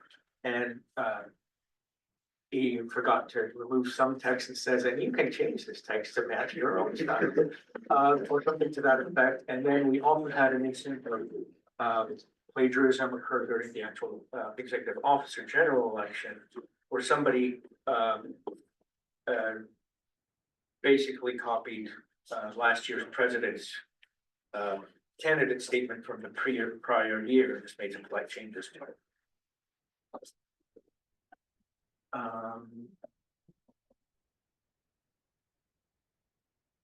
This is about the president, vice president, just clarifying the election administration, like I said, and this one, not be a member of the election committee. That attend training sessions. This is about requirements. And yeah, that's it. So nothing else changed there. So again, like I said, we're trying to make sure that things are clear about this is executive officer, because again, we had confusion before about, what this code applies to, and and so on. So we have the executive officer sections, internal officer sections, trying to make it more clear for everyone. I think I copied this part here from the section above about the administration committee duties. And then I also clarified why we want people to do this. So all candidates must advertise, promote, etc. for the executive officer election for all positions, or encourage students to vote, basically. And this is so because we have some requirements for the election itself, this is to ensure that enough ballots are cast and enough votes are cast for at least one candidate per position. Because if we don't get enough students voting, then we have to keep going and going until we get enough students voting within a limit.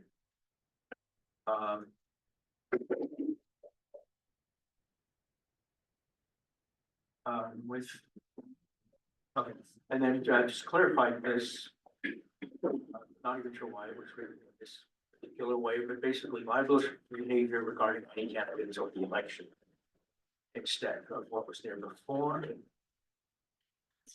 And we wanted to make this a little because it's unrealistic to say you can't have anything with you, that any computing device, people are gonna have their phones on them. But we want to also try and make it more clear, and if you have suggestions for, anything else to do with these two sentences. You cannot assist in the vote, a student to vote, and you cannot watch or be present when a student is voting. We don't want that kind of influence. We don't want candidates, hovering over a student while they're voting on their phone or something. So you can show the QR code to vote, but you cannot be there when it's voting, and you cannot be like, oh, let me watch you vote. You cannot be like that. That's what it says. Because like during last year's election, some candidates were going around and they got a few complaint forms against them regarding that. So we made it a bit more specific. And For number 8, can you add some more language to explain what the assisting actually means? Because this was pretty So that's contentious why last year. if you have anything any suggestions for number 8, send it to the three of us. Okay. We can say it right now too.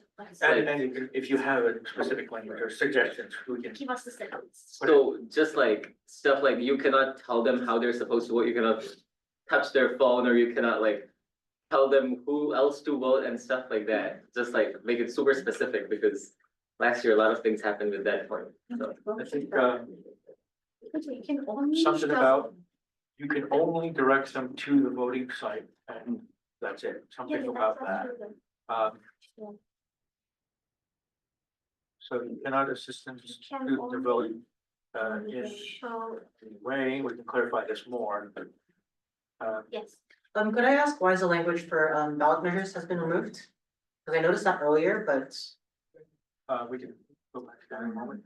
We weren't even sure what exactly ballot measures these two would be voting on, or there would be a student, what would students be submitting? There was some confusion about what that even was for, so we decided to remove it, but we could discuss that further. If there's any clear reasons why, direct ballot measures should be allowed for students rather than going to the Senate for discussion and approval before going before the students.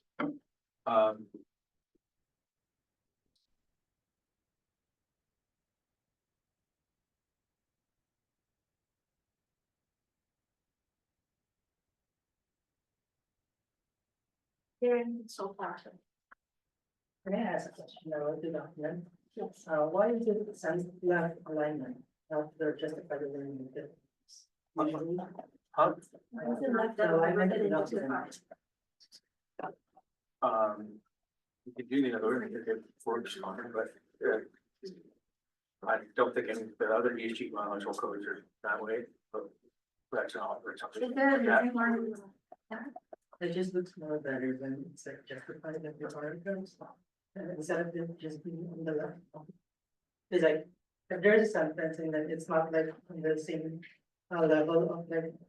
The margin, then it doesn't look as, what do you call this as formal. We can look at that. Okay. I don't know why Okay, this what is do you guys think about this sentence? this should You actually. cannot say- assist a student vote in any way. Candidates. Yeah, that's what it really is, right there. Okay. Cannot assist a student. Candidates cannot. Read it wrong. Candidates cannot assist the students in vote in any way. You can only direct students to the voting page by providing the URL Is that, or the QR code. again? Is that instead of you? Then it would, or you can, just can it still. Where, Way is a can instead of way you can. Anyway. anyway, they. And Oh, yeah, maybe. If you're in the public, please raise your hand. Okay. And candidate cannot watch or be present when a student is voting. What do you guys, what do we feel about this? sentence? I have a question. I have some concerns regarding the last sentence. It said candidates cannot watch or be present when a student is voting. I received a few questions about that. Can they be like their vicinity of the student who is voting? Like how far should they be? Or yeah, I mean, that is a good question. If they're across the room. like, for example, like the candidate is gonna go to two students for that, but they're still like around the student who's voting.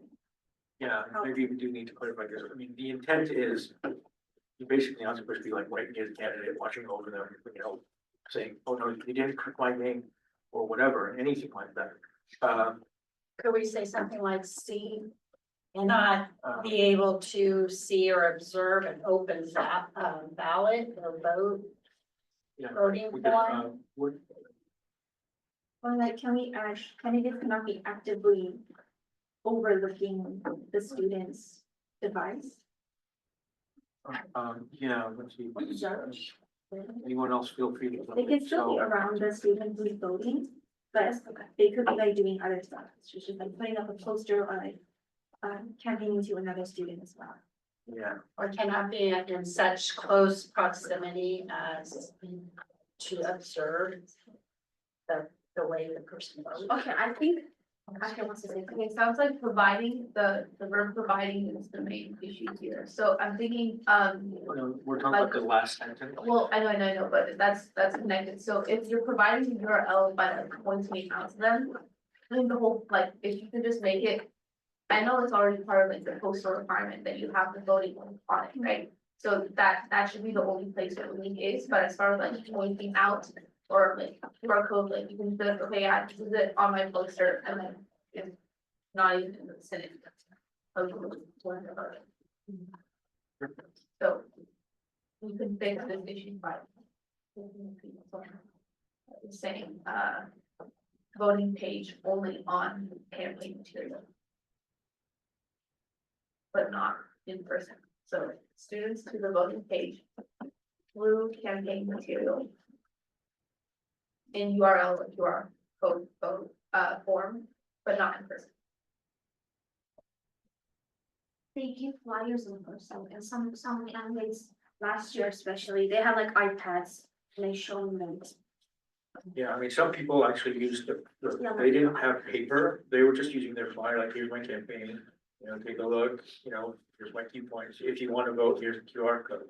So that would not. That's their campaign material, but would that work in the way you're thinking? Or I think maybe like some other suggestions, the candidates cannot observe or be in close proximity when a student is voting, perhaps, if that's clear enough, I don't know. So I believe that leaving the last sentence of number 8 open to interpretation of the admin committee makes it easier to judge if the person was actively breaking number 8 or just accidentally broke it. Because then if we make it too specific, then there might be loopholes that they will discover that like, oh, they're like standing 50 feet away, but they're like still making sure that the person is like voting for them, because that happened. Like last year, the complaints also included the fact that even if the person who was removed from the elections was far away, they were still like making sure that the person was like still like voting for them and blah, blah, blah, all that stuff. So like leaving that open to interpretation is probably a good thing.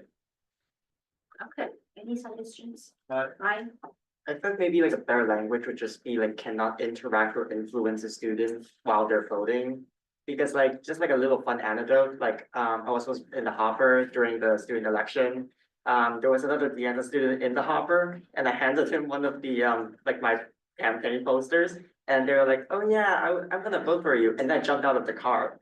Anyway, so like, that was like, there are situations where like this rule probably like is like a bit too strict, I guess. Just like, it's not really possible for the candidates to be like away. The candidate just has to be like not directly influencing them in any way. Pressure? How do we? I feel like influence is an appropriate word. well, you said something slightly different a minute ago. If not directly, Directly interact or influence. yeah, interact, definitely interact. Okay, would the language course be appropriate in this situation? Like, would course be better than influence? Or somebody. Coerce. And that could be included as well. You could use both. The candidates cannot influence or coerce any person voting. Like, wouldn't you be like interactive better? Well, I would include it, but interact, influence or coerce. I feel like influence is a strong word. I'm sorry, Susan. When I get the message through, I think interfere might be right. interfere. Well, not actively interfere in the voting process. It's like- Well, we can include interfere, but, Yes, Jeff. Oh, wait, are we approving this like right now? no. This is- Oh, we're not? Then maybe we discuss it. My suggestion is that you guys take this back to admin and then figure out the verbiage there. Cause I think discussing interact and coerce during our Senate meeting. Well, it's here for information discussion, specifically to get input from the Senate. This isn't an action item, but we have to bring it to the Senate as information discussion first. Allow people to ask questions, provide feedback and so on. And also because And it is gonna go down. and next week we're gonna approve this, so we can actually like put this application, this general elections, so we don't have much time as well. Yes, Yeah, I also kind of agree in terms of like finding the correct wording, that could be no. okay, let's do the wording So let me put, later. Section 3, comment. okay, hold on. Oh, no, I was just gonna second.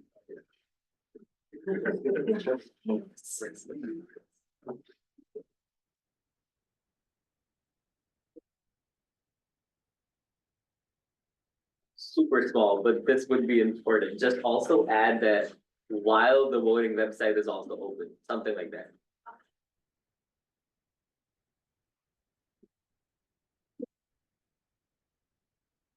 We have 7 pages left, guys, let's go, power through. Oh, that's right. I put some notes here. Directly observe their ballot, interact, influence, coerce, interfere. And we'll finish the rest of it. And then, for campaign material, one of the items we had was kind of, just so, many years ago, students brought up, well, what if it's just a little sticker or something like that? Do I really have to put all the information from, C on there? So D was added, that it's smaller than 3.5 by 3.5 inches. They don't have to have all of that on there, it must be the name, and position, but then I was thinking about, well, how much space does the number take? It's just one period, their name and position. I think that's enough, and the ballot number is always useful for students, So it's easier for them to remember, I want to vote for a candidate number, three, then what was their name again, kind of a thing, so. Not a big thing, but it just seems like it's good for us, for candidates to have, so students can find them more easily. But I don't- just a question. So recently, because we stopped that the public cannot post anything around campus and only the office can within the glass panels, would this apply to these candidates as well, or are they No, gonna- there's this, student election posting guidelines, so that applies to the candidates, and that allows for more freedom, We're also gonna, just for election purposes. we're also gonna edit the election guidelines, to make it more specific for students as well. Yeah, there's a separate document just for election On purposes. the election website. This is just clarification, we can make it clear for students. Guess it's a requirement, we just want to make sure they know early. It's also listed on the template for expense, or the expense reports and so on, but just so it's clear here as well, that needs to be a detailed itemized receipt.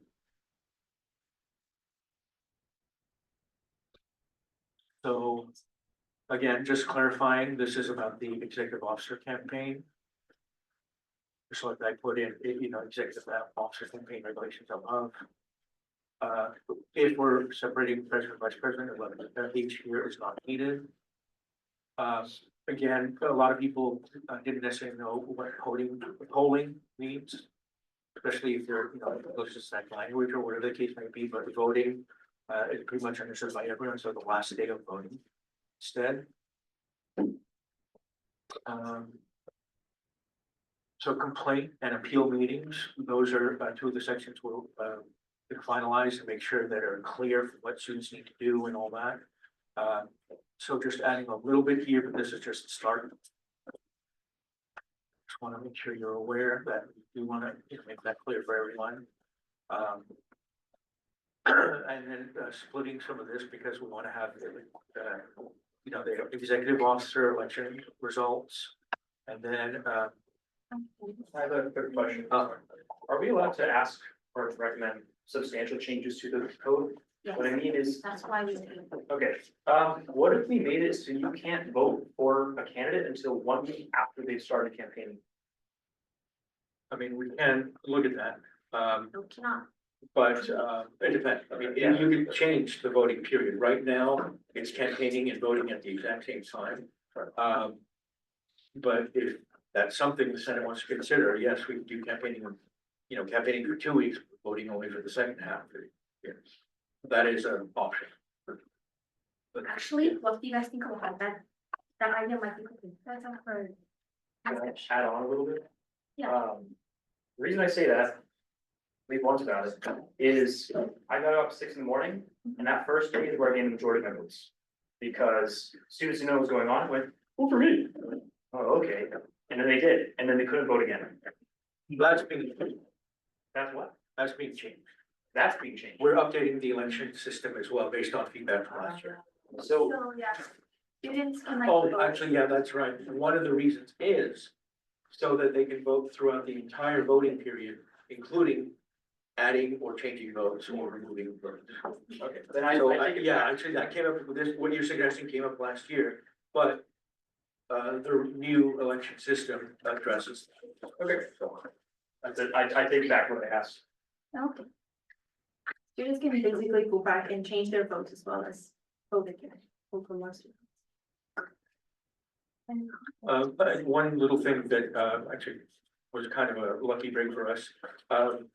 And I didn't remember it until after it happened. So we submitted a request to reserve the conference rooms Wednesday for the candidate Q&A and debate session. We've always done it Wednesday, but it wasn't available, so we're doing it Tuesday.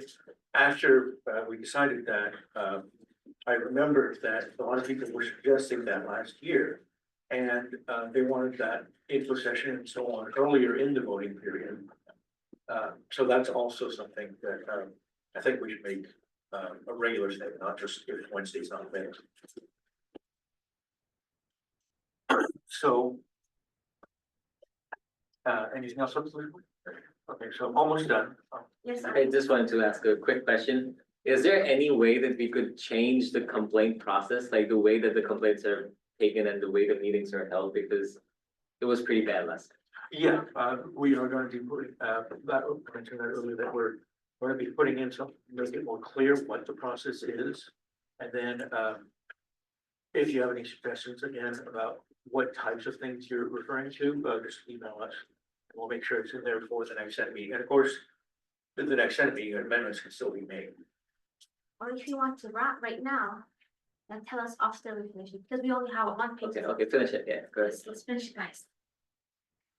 So this is still in progress, but internal, so it didn't have a real process outlined in the code. So putting in officer election process, it's mostly just copy and paste from the midterm process and the bylaws, but changing some of the language as necessary. Instead of, we have to be an internal, all the other requirements or, steps and things and simplified, plus the internal officer, general annual election process also includes the newly elected executive officers, not just the Senate, which is not the case for midterm vacancies. So still finishing that up. And then, So Yes. basically, scroll down, scroll up. yeah, So this is basically, still being worked on, like, it's mostly the same process as the midterm election, but slightly different. I'm still finalizing, there's some of the end parts at the end about the voting. We want to make it clear about the the candidates authority and if runoff is needed, because a lot of people were confused last year. How that occurs, it's rare that in a Senate meeting you need to do that kind of a thing, so just make it clearer for senators. How that occurs, so if we have, 5 candidates, but none of them get a majority of the vote, you remove the lowest,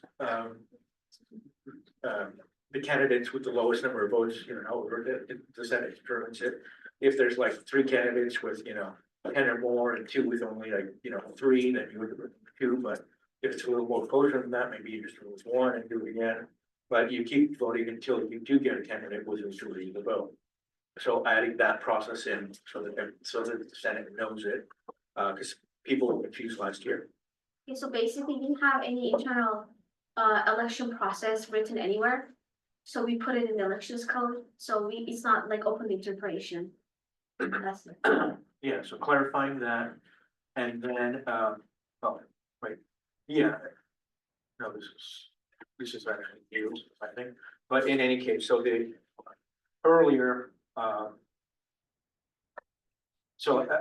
exactly, it was just election results and affirmation, but because we need to split it up. So this is now just executive officer election results. And then we have the internal officer process and so on, and then we would have Did information. you need an extension for time? I move to extend discussion by 20 minutes. Every second, Ronnie? No, it's like- You can end it anyway, or you can always end it. There's a part I don't think you mentioned, the part where like, if there's like a runoff election. Yeah, I was going to mention that too.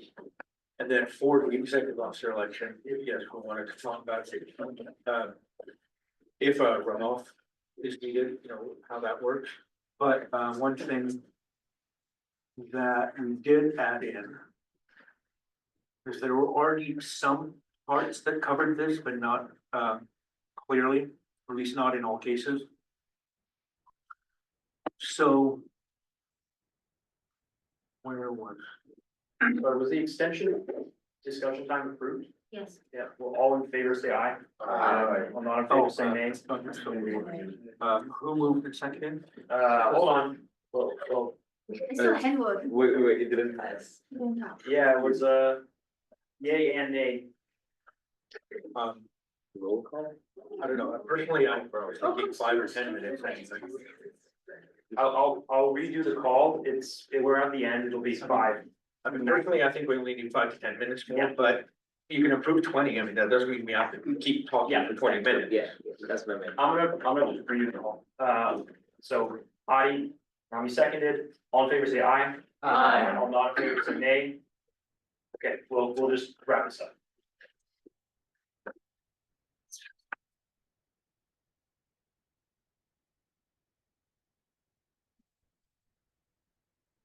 Okay, so we're almost done.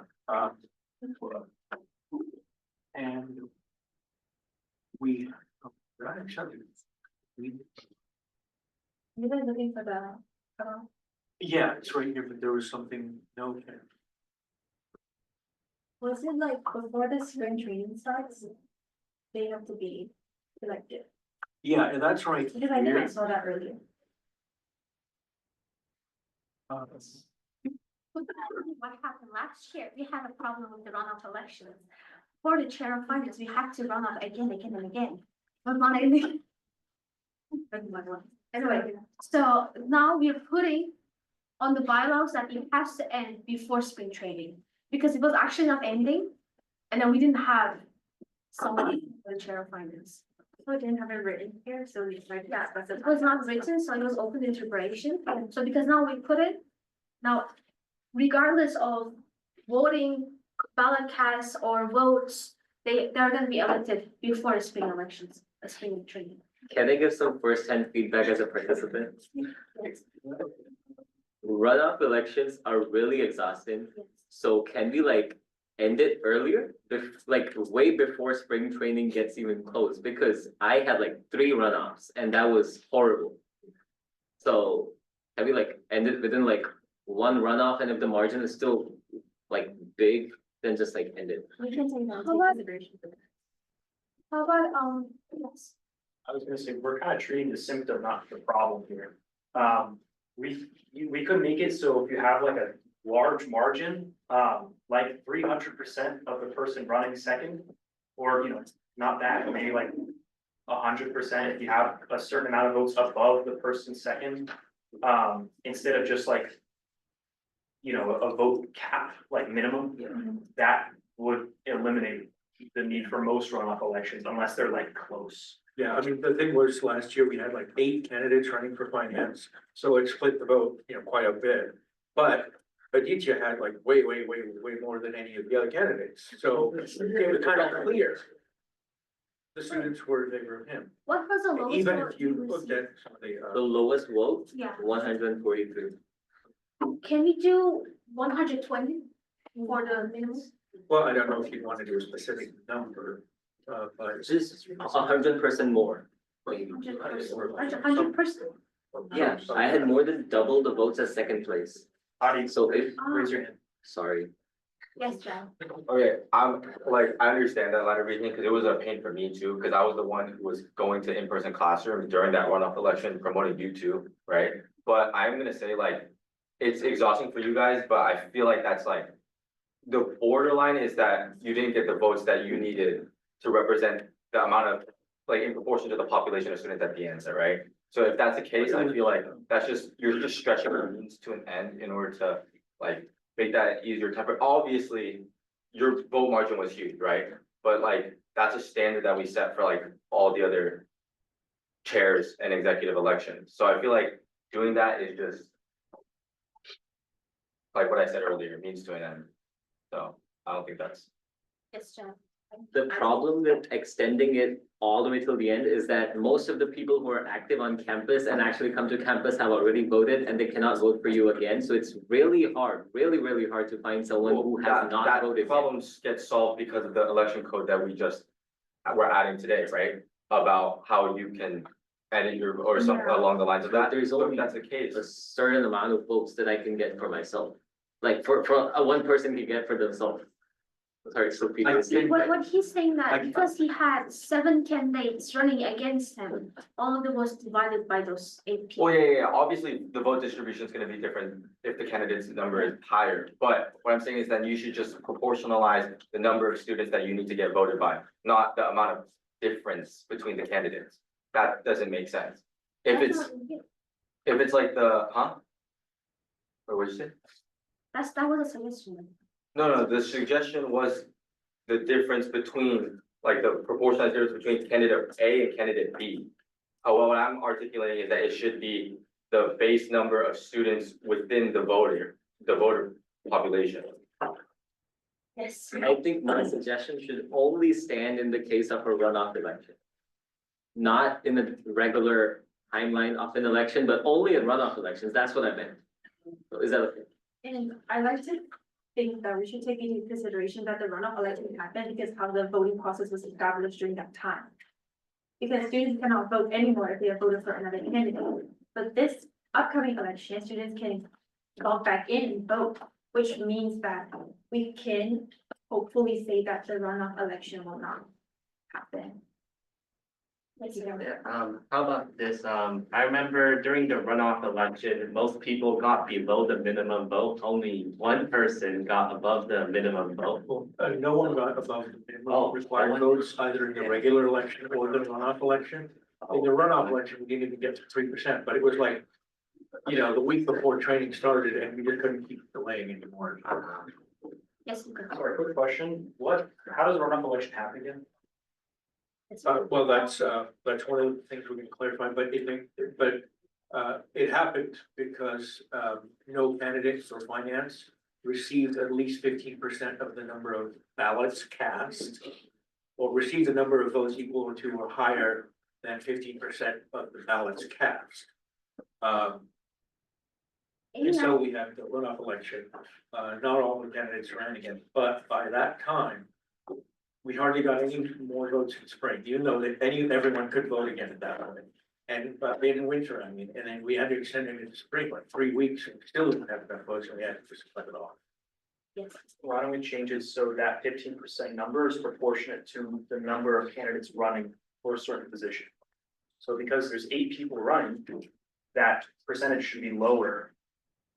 If there's only 2 people running, that should be higher, 15%, something like that. But we can, how can we put it in the bylaws like that? Because bylaws is supposed to be one specific code. Yeah, sorry, I have a silly clarifying question. So are you saying like the minimum is by like a certain number of people, or is it by like a percentage of the whole population? So it's a percentage based on the population. The total total cast vote was 100. Then all of the candidates should receive more than 50 votes. No, not votes, ballots. So it's the number of students who voted. So the number of students, ballots submitted, basically, students who voted is 100. A candidate must have at least 15, even if no one is running against them, even if they're a lone candidate. We don't want a terrible candidate getting elected if no students want them, so they have to get at least 15 votes in that case.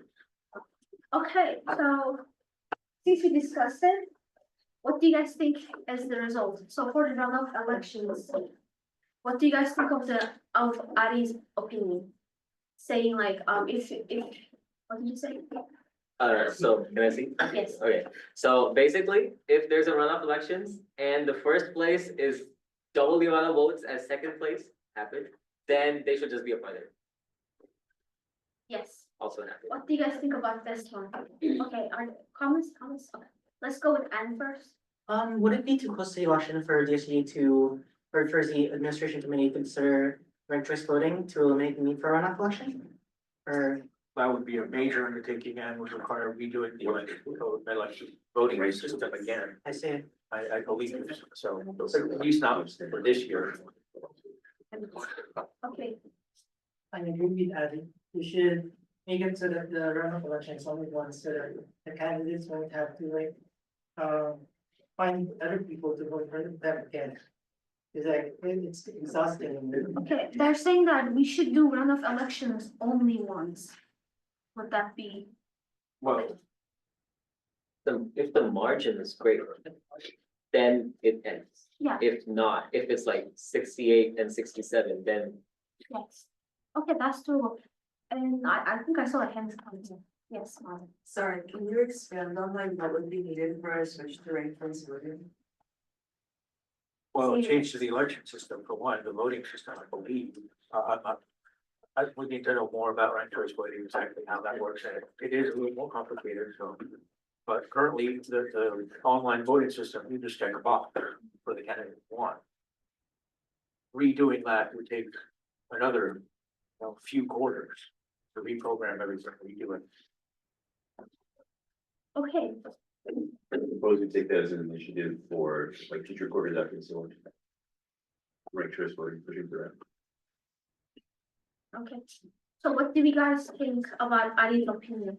If there's a minimum of like, with the doubling thing, with let's say 2 votes and 4 votes. That, so in order to prevent that, we need to come up with a minimum and then do like 1.6 versus 2. Yeah. I think, well, let me just read what we came up with so far at least. So the elections for all DSG executive positions shall automatically end the day before the Senate meeting, before spring training sessions begin, regardless of number of ballots cast or votes cast per candidate. In this case, the candidates who receive the higher number of votes cast for their position shall be elected. And then I just put in a note about the first and second place thing, but that's up for discussion. Yes. My final proposal, I think this one might be it. As long as first place has at least 5% of the total votes cast in the election, and the candidate in first place has 100% or more votes than the candidate in second place, we can reduce the percentage, we can play with that number, but yeah. Then the candidate should just be appointed and the runoff elections end and give them their reimbursements. Now, one What do you guys think? issue Good. is, I like to think just reducing the number of percentage. Yeah, like the total balance, 80%, 50. 50. one issue is normally, we don't even look at, I can't even look at them, I have to request for the vote.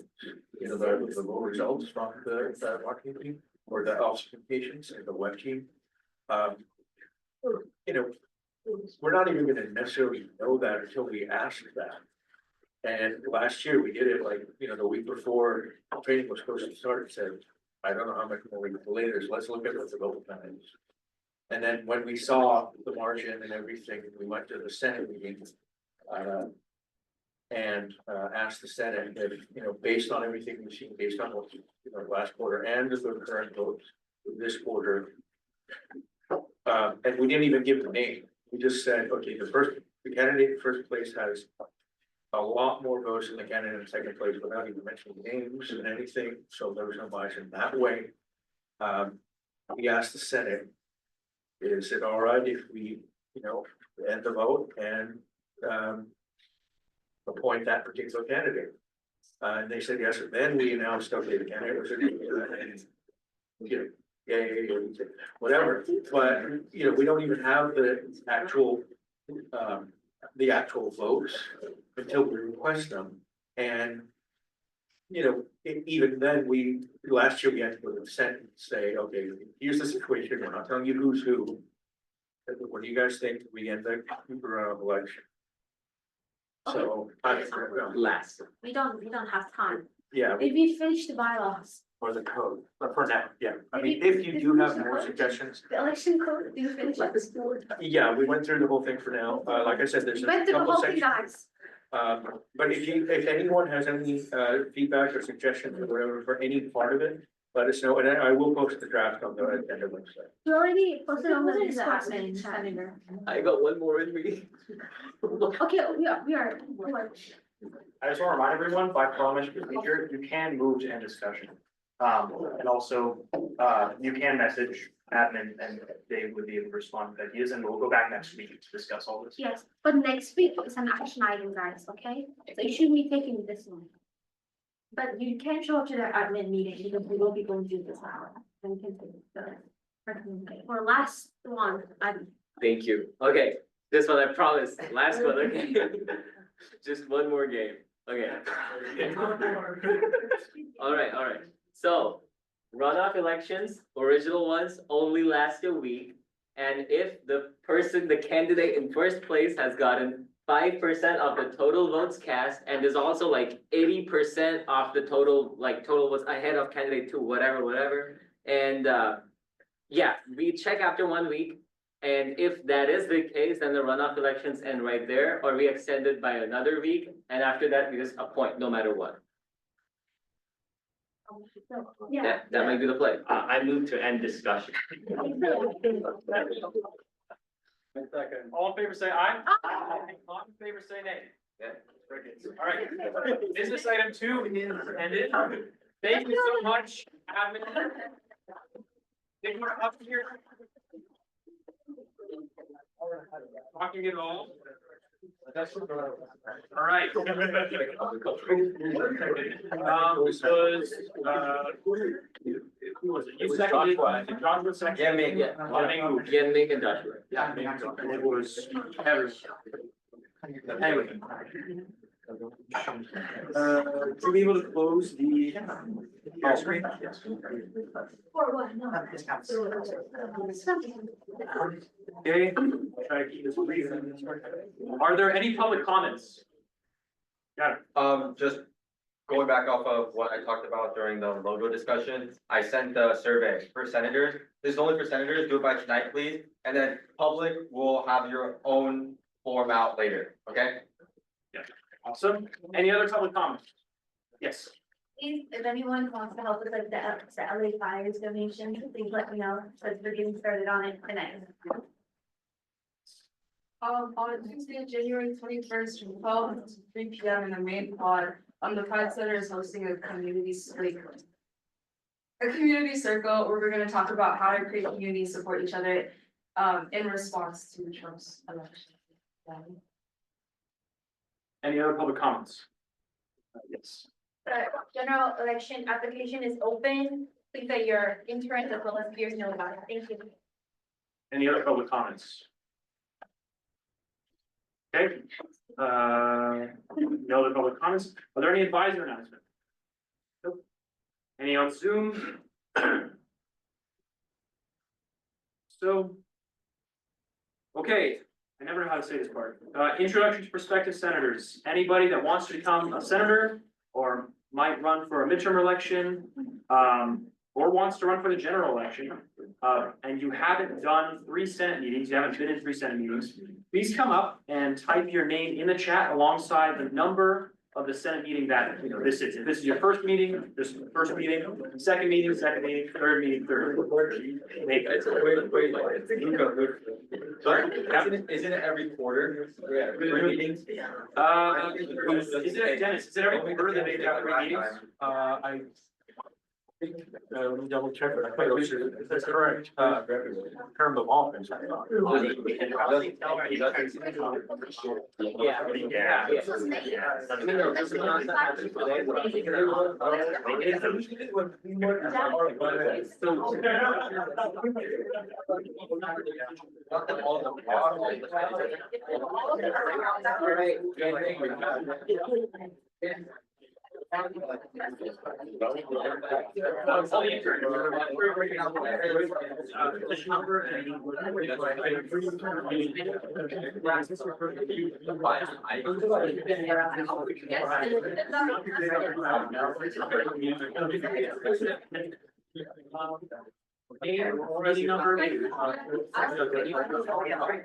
Or do you want?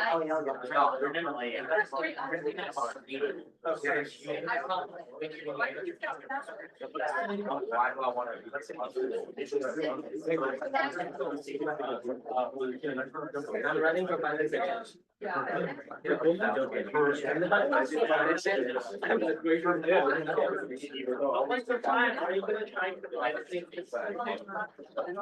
would always want to be ran. Let me do it again.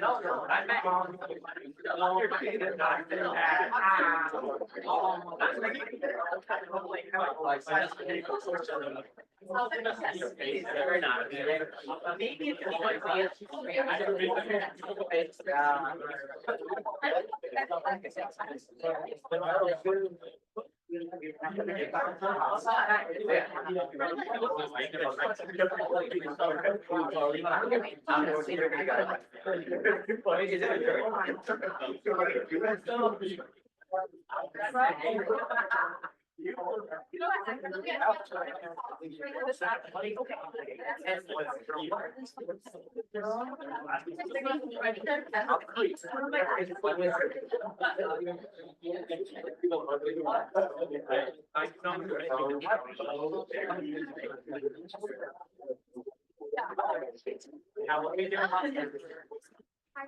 what are you gonna do about the Carol's working? Hey, bro, tight. Hey, okay. One more.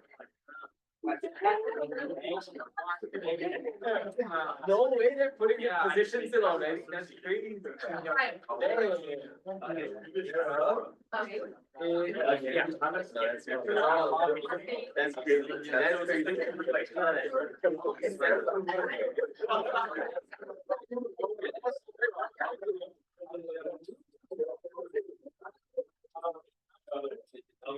That's yeah, okay, yeah, current. And then, so if you already have. Thanks, I'm running again for one thing. Okay. I tried so hard for that. So yeah.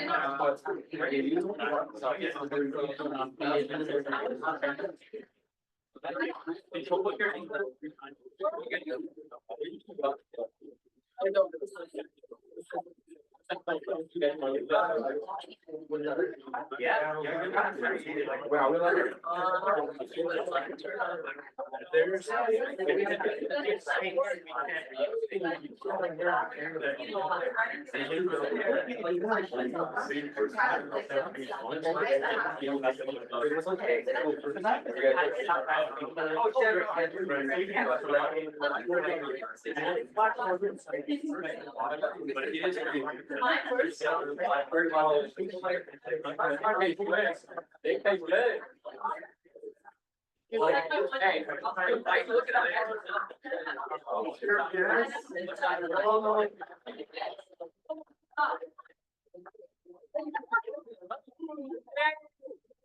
Thank you, everybody. Long meeting. Thank you very much.